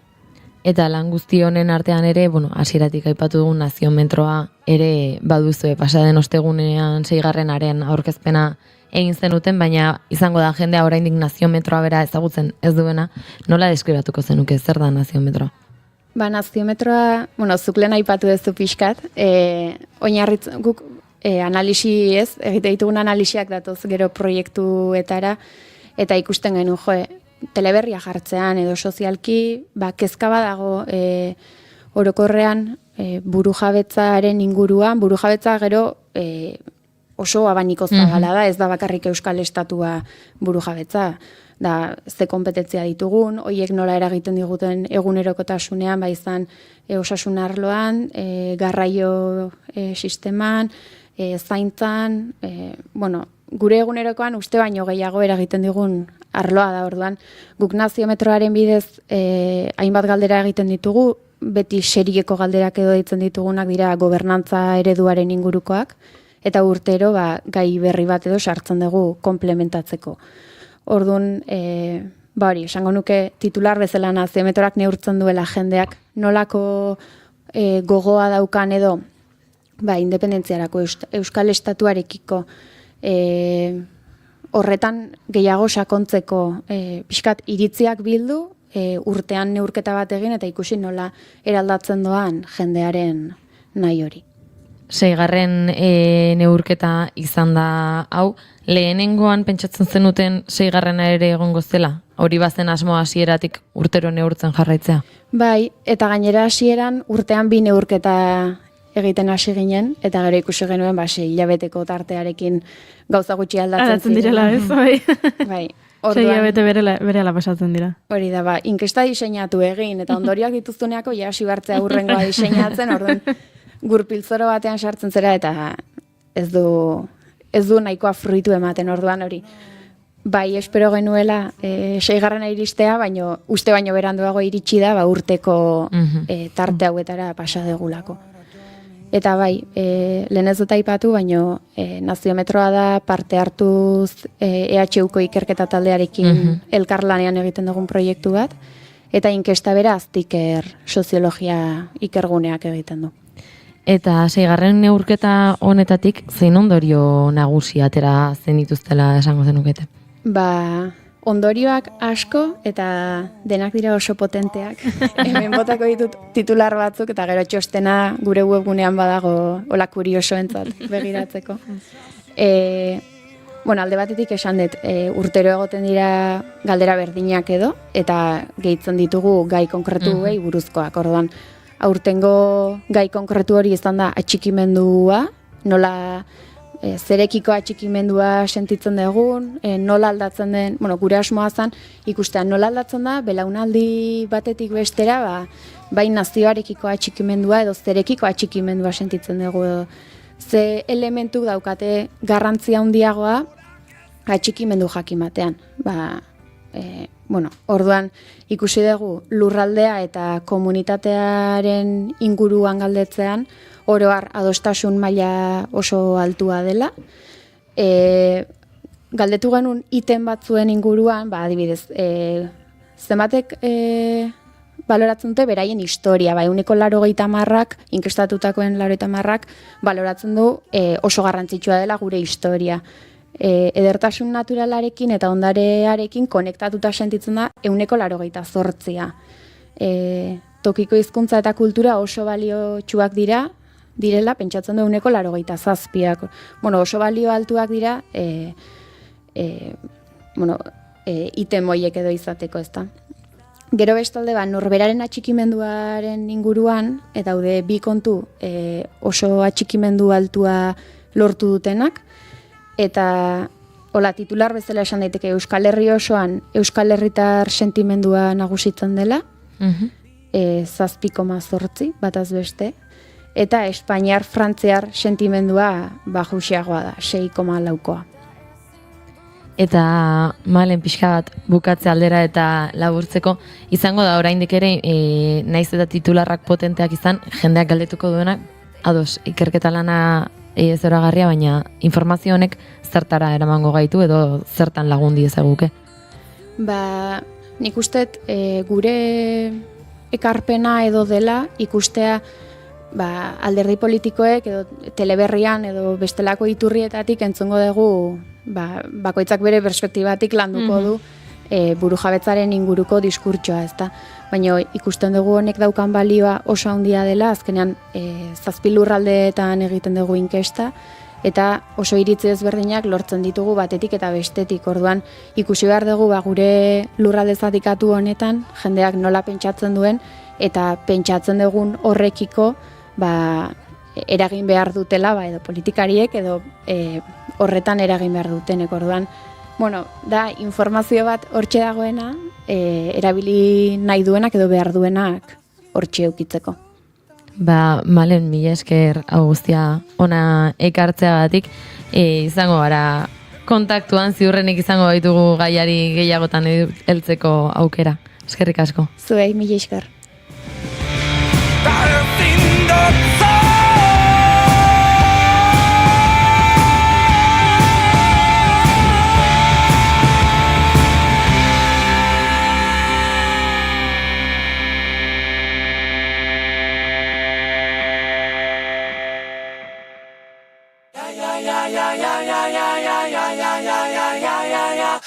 Zigor, klasikoak prest? Bai, goiko apalean jarri ditut.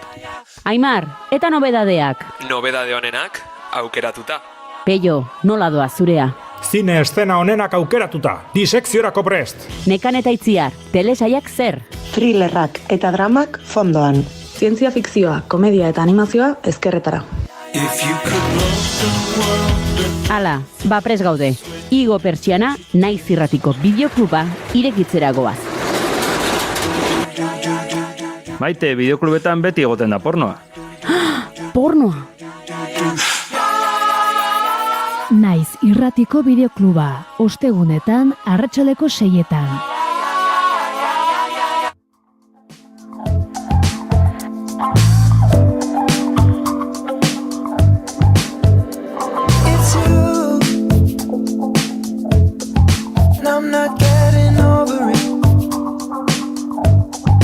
Darling, is it cool? If I'm stubborn when it comes to this, I guess we're in time. If you're getting yourself wet for me, I guess you're all mine. You're sleeping in this bed with me. I just think you're cool. I dig your cinnamon. Do you think I'm cool too? Elkarbanatu ditugu maite dutak, eman dugu txiri huelta, hitz egin dugu naziometroaz eta astelenero bezala puri-purian dauden telesail. Eta pelikulak aipatzeko garaia iritsi da horregatik, Imanol González Gurrutxagari esan digu, eseritzeko, gure gonbidatuen txoko horretan eta pres gaude horrela gaurkoan, gomendioak elkarbanatzeko, egunon, Imanol? Kaixo, egunon. Zer modu zaude? Ondo. Zinemara aretoetara joan zara asteburu honetan, edo ez duzu tarterik eduki? Ez, pentsatu nun, ze gaina asteburu honetan nahiko gauza esanatu die, hoien darten Gladiator, baina asteburu honetan saiatu naiz pixkat plan alternatibo batzu bilatzen. Oso ondo noizen behin egin behar dira horrelakoek. Bai. Go to sleep. I just think you're cool. I dig your cinnamon. Do you think I'm cool too? Or am I too into you? Eta nik aipatu dut puri-purian dauden telesail eta pelikulak kontatu berdizkizu egula. Hemen gomendien zerrenda osatu dugula eta bai puri-purian egotea badakizu ez zerten, baina antza denez gure kolaboratzaileek ez dakite hain ondo. Beraz, June, ze ekarri diguzu? Gainera ziur naiz. Ez alduzu zuk ekarri 2009ko telesail bat? Baina 2006an bukatu zen. Eta oraindik, ez dakitzen bat pertsona egongo dira ikusten, ze egunero dago telebistan. Baina badakizu 2016 ja urtetxo bat pasa direla. Pentsatuko izuzuk. Niretzat dago, nik oraindik 16 urte ditut. Orduan, 2016 da. 2 hilabete barru, 2000 garren urtea, duela 25 urte.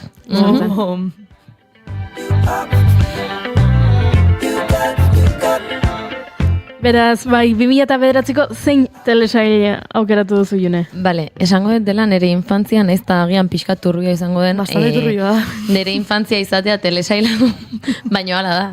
Ni, iristen nintzen klasetik arratsaldetan eta nik merienda jaten eriotzak zituen telesail bat ikusten nun, eta dena asesinatoak, eta dena, horrelako krimenen inguruko telesaia, eta da Castle telesaia. 2009-tik 2016ko telesaia izan zen, eta 153 kapitulo ditu denera. 100 zer? 53. Wow, batzuk badira, Gutxitxo batzuk, bai, eta ia 45 minutu edo irauten dituzte atal bakoitzak, beraz, pixat luze joango zaizue orain dena ikusten jarrita, baina nik esango dizueke dena ikusteko. Esan behar nintzen, Goenkalek askoz atal gehiago dituela, baina badakizue, zerk dituen 153 atal baino gehiago? Guk!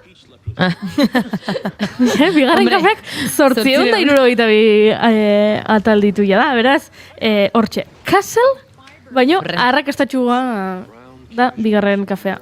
Hori esatera, ausartzen naiz. Ados. Own ABC's Castle, Season 4 on DVD. Wow, some people do anything to get on TV. Tell me about it. Trailerra entzun dugu, eta esaten zuen, laugarren denboraldia orain DVD-an. DVD-an. Hori da. Puri-purian, DVD. Season 4 in DVD. Bueno. Guain izaten da, Season 4 soon on Netflix. Disneyen dago ikusgai orain, eta, hemengo protagonistan, aktoreak Nathan Fillion eta Stana Katic dia. Eta, kontatzen dutena da Richard Castle misteriozko eleberrien idazle bat dela, eta momentuan hasten da lehenengo atala inspiraziorik gabe dagola, eta ez daukala musarik edo zeinekiko idatzi. Eta batean, agertzen da, polizia bere etxean, esanez, badela hiltzaile bat, serieko ustezko hiltzaile bat, hasi dena bere eleberrietako eriotzak imitatzen.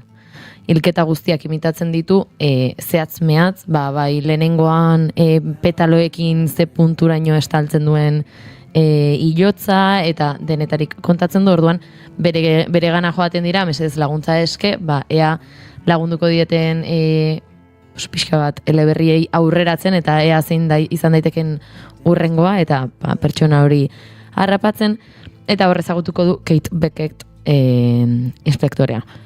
Ezagutzen du pixka bat obsesionatzen da lan horrekin, eta orduan hortikan aurrera, Richard Castlek dauka izugarrizko influentzia eta kontaktu pila, eta jartzen da alkatearekin kontaktuan esateko, mesedez berak inspektori hau jarraitu nahi duela, eta berekin egin nahi duela lana urrengo liburuak idazteko, eta liburuak idazten hasten da Kate Beckett inspektorearen egunerokotasunean egonda.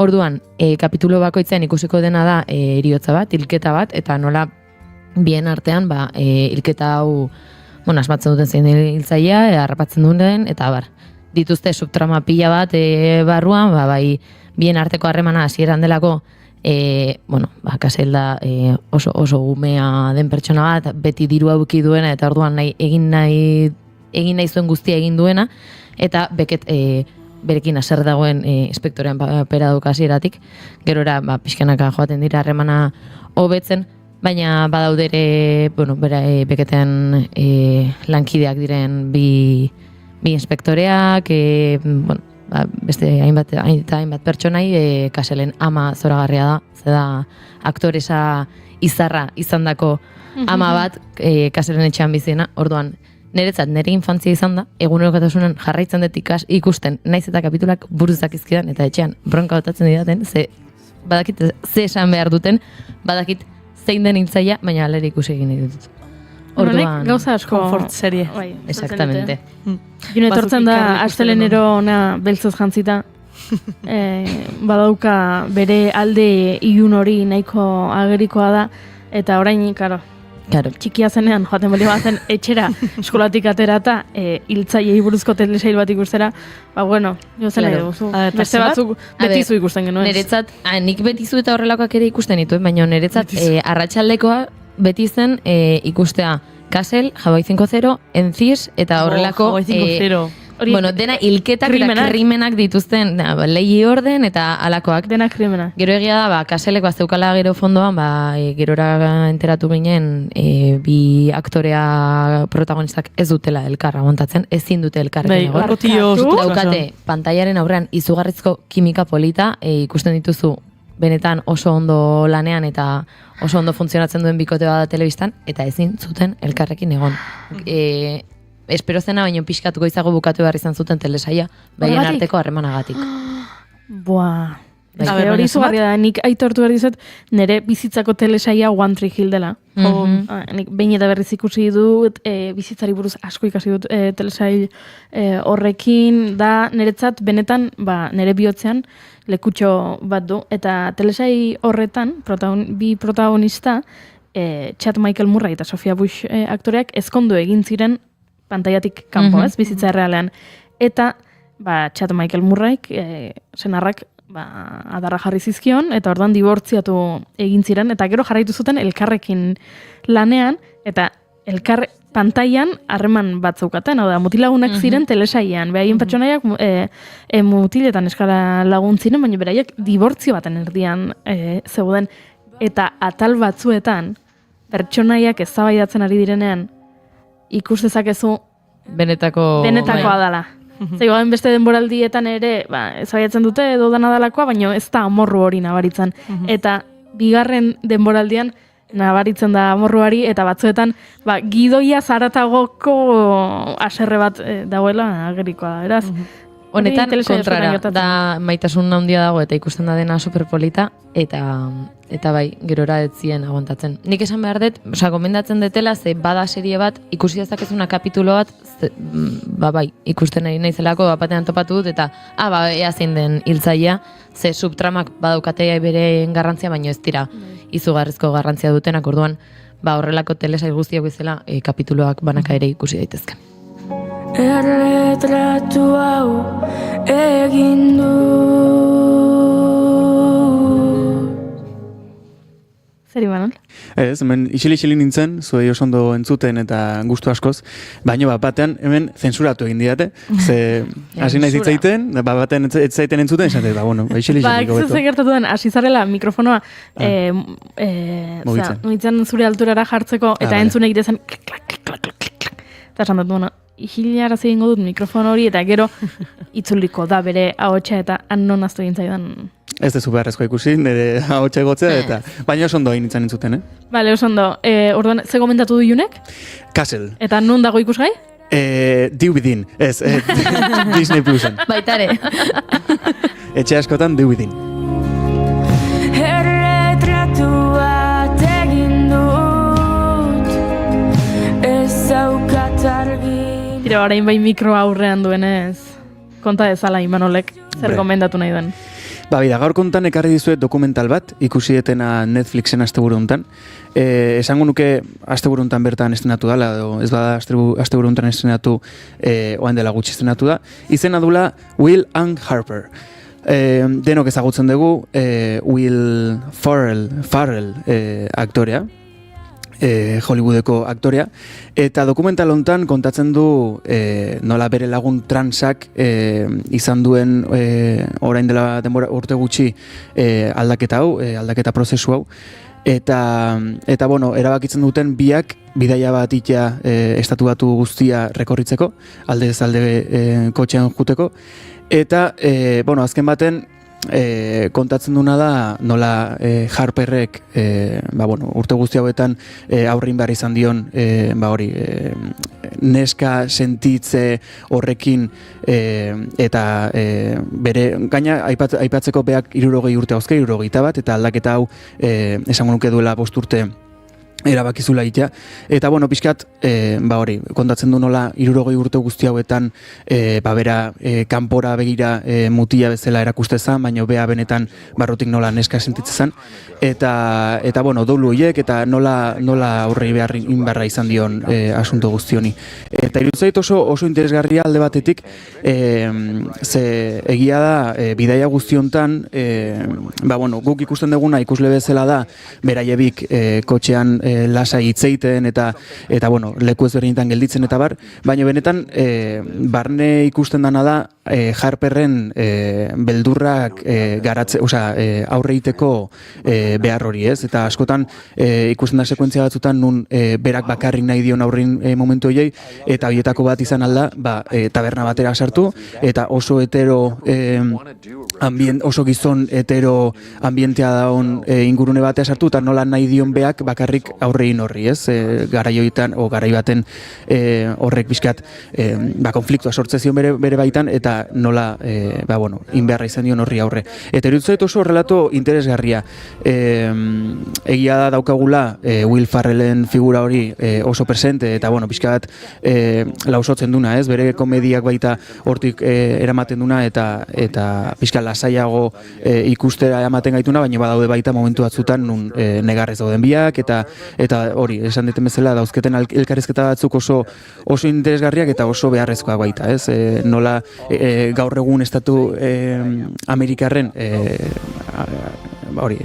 estatu batutan nola gai honik ze bizkarra ematen zaion, nola tratatzen duten gai hau, eta bai, egia da oso interesgarri sentitu dutela. This is probably around the age where I started to feel just kind of weird. Yeah. I used to come out to these kind of places before, and then I transitioned and I got a little afraid. You know what I'm saying? Enjoy it. Come out. I'm not really afraid of these people. I'm afraid of hating myself. All I want to do is live. Are you ready?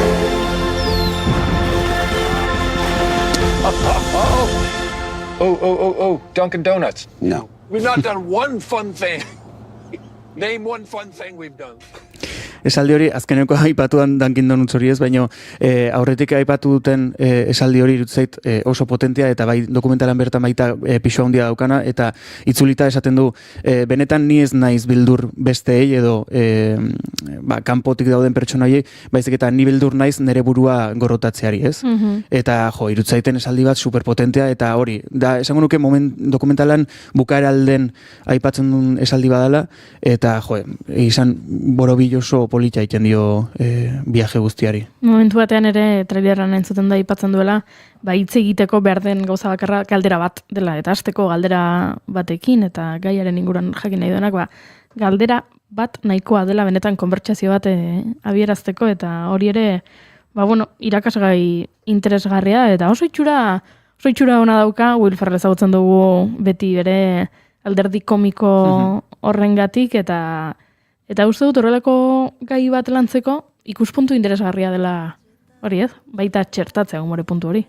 Bai, egia da hori, aipatu duten bezala, gaia bea oso zaila bat segun zenentzako ikusteko eta estatu, betiko ez zaite esatea, Estados Unidos. Amerikako estatu batuak. Amerikako estatu batuetan gaia oso... Pentsatut, esaten nahi zan, estatu zeitzan bila da biltzen. Bueno, Amerikako estatu batutan gaia oso bolo-bolo dago, eta azkeneko hauteskundetan baita Trump eta Kamala Harrisen arteko liskarrontan baita oso presente egondan gai bat izan da, eta irutu zait, hori, komediatik jota eta pixka goza lehuntzen ditula, eta jendeari baita errezago egiten zaiola gai honi buruz entzutea edo hitz egitea baita.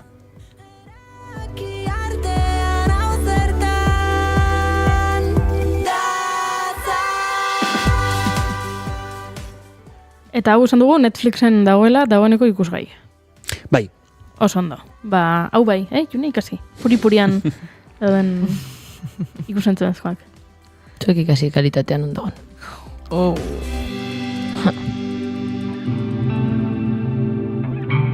Ba, gomendatu dugu Castle, gomendatu dugu Will and Harper, eta gomendatuko dugu Juror Number 2. Hori da.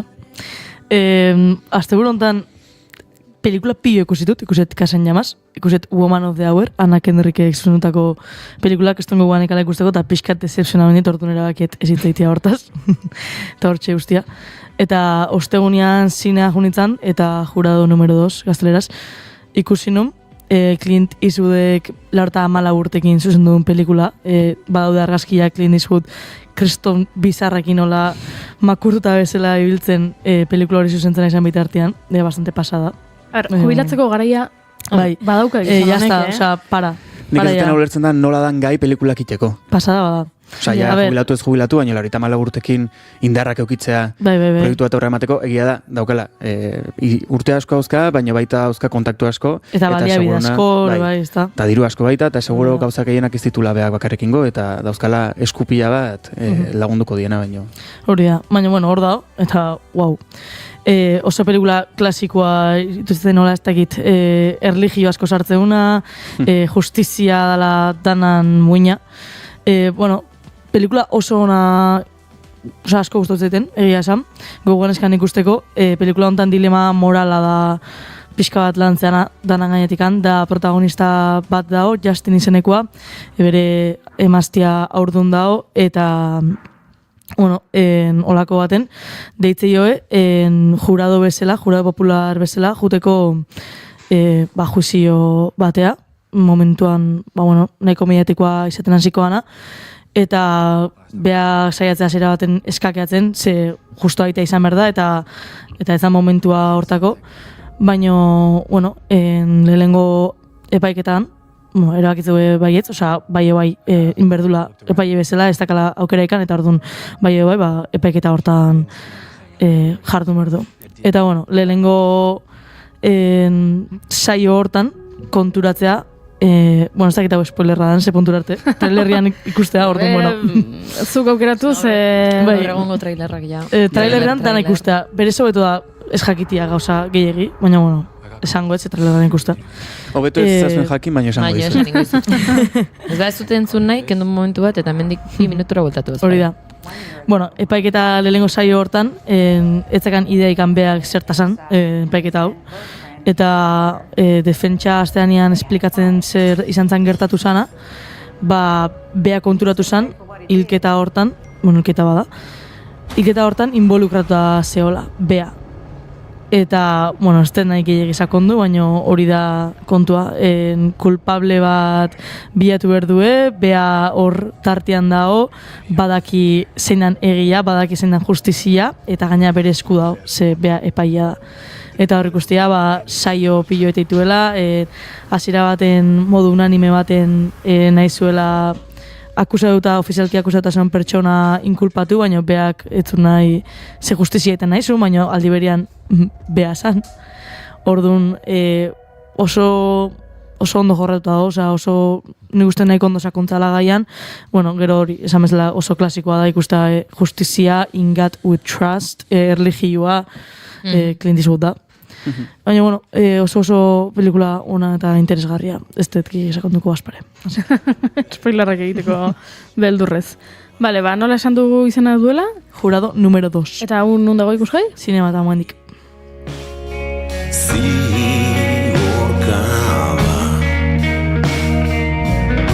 Zaldi emozionalak gara.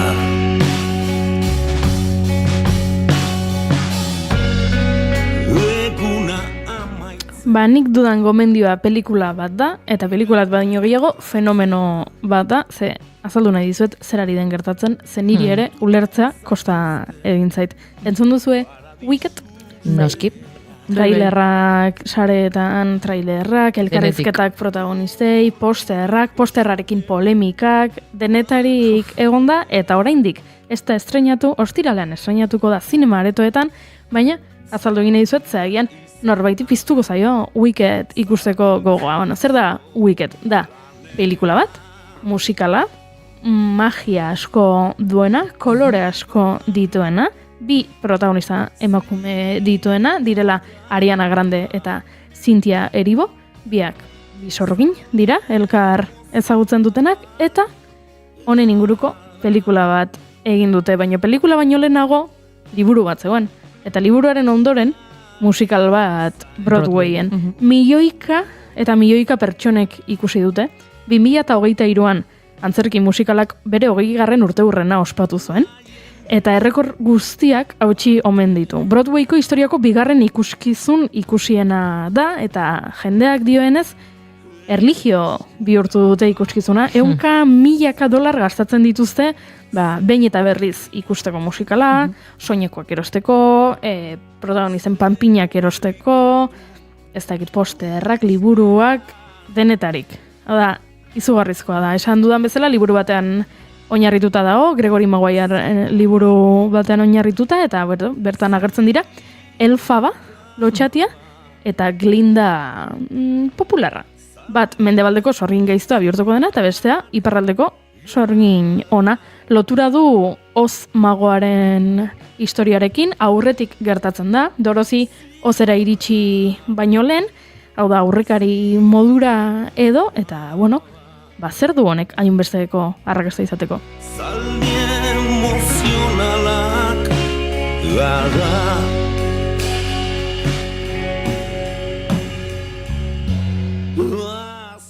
Ikusleek diotenez, batetik oso ondo omen dago antzerkia, oso ikusgarria delako, badaude trukoak, badago magia, badago jantzi aldaketa, koloretsua da, teknika berritzaileak erabili dituzte antzerkirako, eta hori izan da arrakastaren zati bat. Beste bat da, protagonistak bi emakume direla, eta orain hori agian pelikula eta telesail askotan ikusten genuela, baina duela 20 urte antzerki batean, Broadwayen, etzela hain ohikoa. Eta beste bat da, orain ere ezagunagoa den formatu bat edo trup bat azaltzen duela, hau da, gaiztoaren ikuspuntutik jada ezagutzen dugun historia bat kontatzen duela. Hau da, guk Oz magoaren historia ezagutzen dugu, sorgina, Elfaba ezagutzen dugu Oz magoaren barnean, baina Oz magoan oski kontatuta dago pertsonai on eta onberetatik abiatuta, ez gaiztotik abiatuta, eta hemen ordea protagonistetako bat da gaizkile hori. Oh, I saved you some space, by the way. Do you really think this is fair? I do not. I was promised a private suite. But thanks for asking.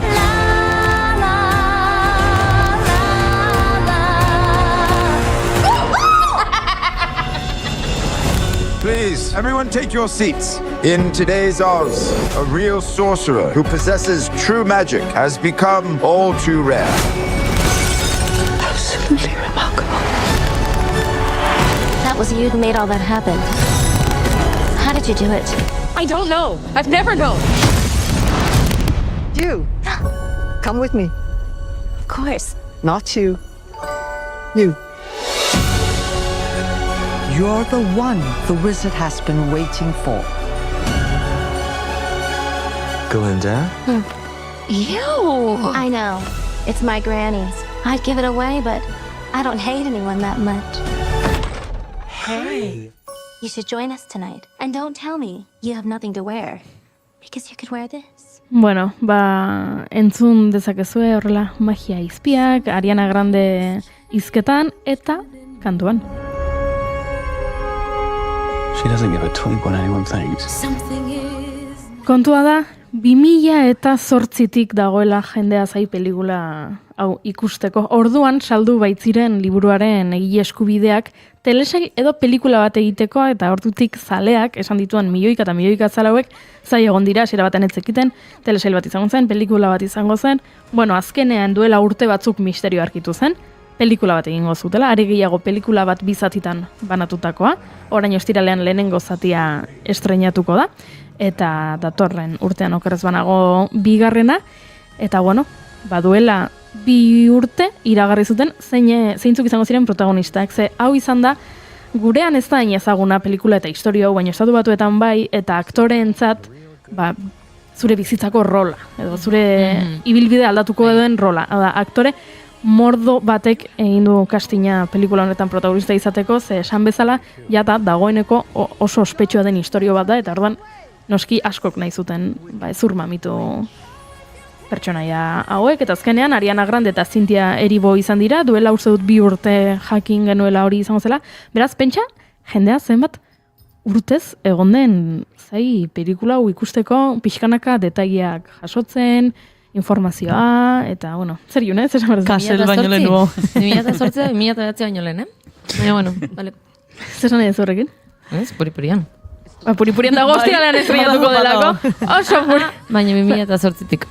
Jendea zai 2008tik bai, baina, jone, ez dira zaukatuko pelikula puripurian dagoela. Nik ere gogoa bukat ikusteko. Bilen publiko hori da, 2008tik zai daudenak. Más o menos. Bai, puripurian dago entzule ze ostiralean estrenatuko da, azoraren 22an, hala erabaki dute, ze antzadenez Hollywooden pelikulak ikusle gehien biltzen dituen astea da Thanksgiving, deitzen dioten akzion de gracias esaten den inguruko egun hoiek, eta hori orain da, azaro bukaeran, beraz, pelikula horrela garrantzitsuenak edo diru gehien, ekoizteko diru gehien inbertitu dituzen pelikulak, estrenatu hoi dituzte data hauetan, eta beraz, honekin zintzuten beste aukerarik egin, hau da, bai edo bai estrenatu behartzen asteburu honetan, eta asteburu honetan estrenatuko da, eta ardun, hori, jendea dagoela, txoratuta ikusi ditut, trailerra atera zenean, jaztaki trailerrak zenbat milioi ikustaldi dauzkan, elkarrizketa asko eskaintzen ari dira, Ariana Grande eta Cynthia bera, aurrekoan elkarrizketa batean ikusi nuen, pelikulak grabatzen hasi baino lehen, dagoeneko, bakoitzak tatuaje bana egin zuela bere pertsonaiarekin lotuta, bazekitelako pelikula honek euren bizitza aldatuko zuela. Eta orain ja, pelikula grabatu ostean, uste dut bakoitzak 5-6-7 tatuaje dituela pelikularekin zer ikusi dutena. 11.000 ikustaldi ditu trailerrak. 11.000? Milioi barkatu, bai, barkatu. Zeiru etzen zaizue, eromen hau. TikToken atzait den bozuan, eta ikusi nuen aurrekoan, bideo bat, neska batek kontatzen zula, Halloweenako edo, orko sorginak berdia da, ez da? Bai. Azal berdia daka, eta pintau zala berdez, eta kontura zala permanentia zala, eta jundara medikoa, eta 5-6 urte barru jarriko zaila berriro azala normal. Ez da egitegia dan, TikTok da, oza, nekeston grazia intzen, porque tipa, oza, berdez zeo. Jende asko mozortu da urten beretaz. Ez dakit, zorame bat da, oza, ez da kasentua. Egia da, pentsatzen dudala, ni oso txikian nintzela, baina horrelako zerbait gertatuko zela Harry Potterren pelikulak egin bertzituztela esan zutenean. Hau da, liburuek pelikula egingo zutela esan zutenerako irakurlepia bat zituen, eta beraz, eromena izan omentzen ura ere. Bai, zadidez, Evana Lynch dela Luna Lovegooden papera egiten duen aktoresa da, aktoresa bakartakoa ez dena erresumo batukoa. Eta neska hau da aktoresa, ze lehenengotako firma batean egon zen pelikula eta ikusita gero eta J.K. Rowlingek, kontatu zion berak anorexia zuela eta zentro batean zegoela, utzi ziotela ateratzen bakarrik hortarako, eta bere, retoa edo ranka edo izan zen horretatik ateratzea, eta hortik aterako balitz, emango liokela Luna Lovegooden papera, eta han izan zuen. Orduan, nik uste dut ere pixkat sentsazio berekoa izango zela, eta gaurten, orain ere horrela gaudela. Neretzat In Gravity abestia, adibidez, bai izan da, Glee telesaietik oso presente eukidan abesti bat, ze bada horrere borrokatzen duten abesti bat, badakitelako ere dela, abesti hori kantatzen baldin badut, eta ondo egiten baldin badut, neretzat ja irabazi dut dena, eta pixkat hori da ere haueko orain bizitu duten aktorek. Ikusi dudan, elkarrizketa ikusi ditut, eta gauza bat asko gustatu zaiz. Enaiz bereziki Ariana Grande zalea, ez da Cynthia Erivo zalea ere, baina ikusi dut elkarrizketa askotan negar egiten amaitzen dutela. Oso unkituta daudela, eta pelikulak behaientzat oso garrantzitsua izan dela pelikula, eta baita elkar ezagutzea ere, eta orduan negar ari dira elkarrizketa guztietan, eta orduan uste dut Londreseko premierrean, ze, claro, egon dira Australian, egon dira Mexiko hirian, pelikula estreinatzeko alegin hauetan, eta Londreseko alfombra gorrian kazetari batek galdetzen zen. Bueno, gaur betileak ondo preste egongo dira, ez da, kola oso ona erabili duzue, Waterproof. negarre egiten balin baduzue, auta beste, eta Ariana Grandek erantzuten du. Zintiari bok esaten du, bai, baina ziur negarre egingo dugula, naiz eta makillaje oso ona daramagu, baina negarre egingo dugu, eta hau ere mugituko da. Eta orduan Ariana Grandek esaten du, bai, baina gauza bat, zergatik harritzen zaitu egin beste emozionalki, bi pertsona emozionalek. Guretzat, oso garrantzitsua izan da pelikula hau, uste dut 3 urtez egon direla pelikula grabatzen, eta orain, onkituta daudela, eta, izu, negar batean daudela, eta asko gustatu zaitu Ariana Grande kazetariari begiratu eta esaten dian. Baina ez dut ulertzen, jendeari zergatik egiten zaion ainarrotza ikustea bi pertsona negarrez. Ze gainera ez duten negarre egiten gaizki pasa dutelako, tortura bat izan delako grabatzea, kontrakoa, pelikula izan delako oso garrantzitsua beraientzat, beraz? Horixe, fenomeno hau ezagutu nahi balin baduzu, ostiraleretik aurrera izango duzula aukera zinema, aretoetan lehenengo zatia, Wicked Part 1, ikusteko aukera izango duzue, azaroaren 22tik aurrera, zinema aretoetan. Hauexek izan dira gure gomendioak eta pelikularen giroan gehiago murgiltzeko musikaleko abesti bat jarriko dizuet. Popular izena du honek, Wicked musikalekoa. Hau ez Ariana Grande eta ez da Cynthia Erivo, hauek Christine Chenoweth eta Steven Schwartz dira, beraz? Entzun. Yes, indeed, you will be popular. You're gonna be popular. I'll teach you the proper poise when you talk to boys, little ways to flirt and flounce. Ooh, I'll show you what shoes to wear, how to fix your hair, everything that really counts to be popular. I'll help you be popular. You'll hang with the right cohorts. You'll be good at sports. Know the slang you've got to know. So let's start, 'cause you've got an awfully long way to go. Don't be offended by my frank analysis. Think of it as personality dialysis. Now that I've chosen to become a palace sister and advisor, there's nobody wiser. Not when it comes to popular. I know about popular, and with an assist from me to be who you'll be, instead of dreary who you were, well, are. There's nothing that can stop you from becoming popular. La, la, la, la, la. We're gonna make you popular. When I see depressing creatures with unprepossessing features, I remind them on their own behalf to think of celebrated heads of state or especially great communicators. Did they have brains or knowledge? Don't make me laugh. They were popular. Please, it's all about popular. It's not about aptitude, it's the way you're viewed, so it's very shrewd to be very, very popular, like me. Why, Miss Elphaba, look at you. You're beautiful. I have to go.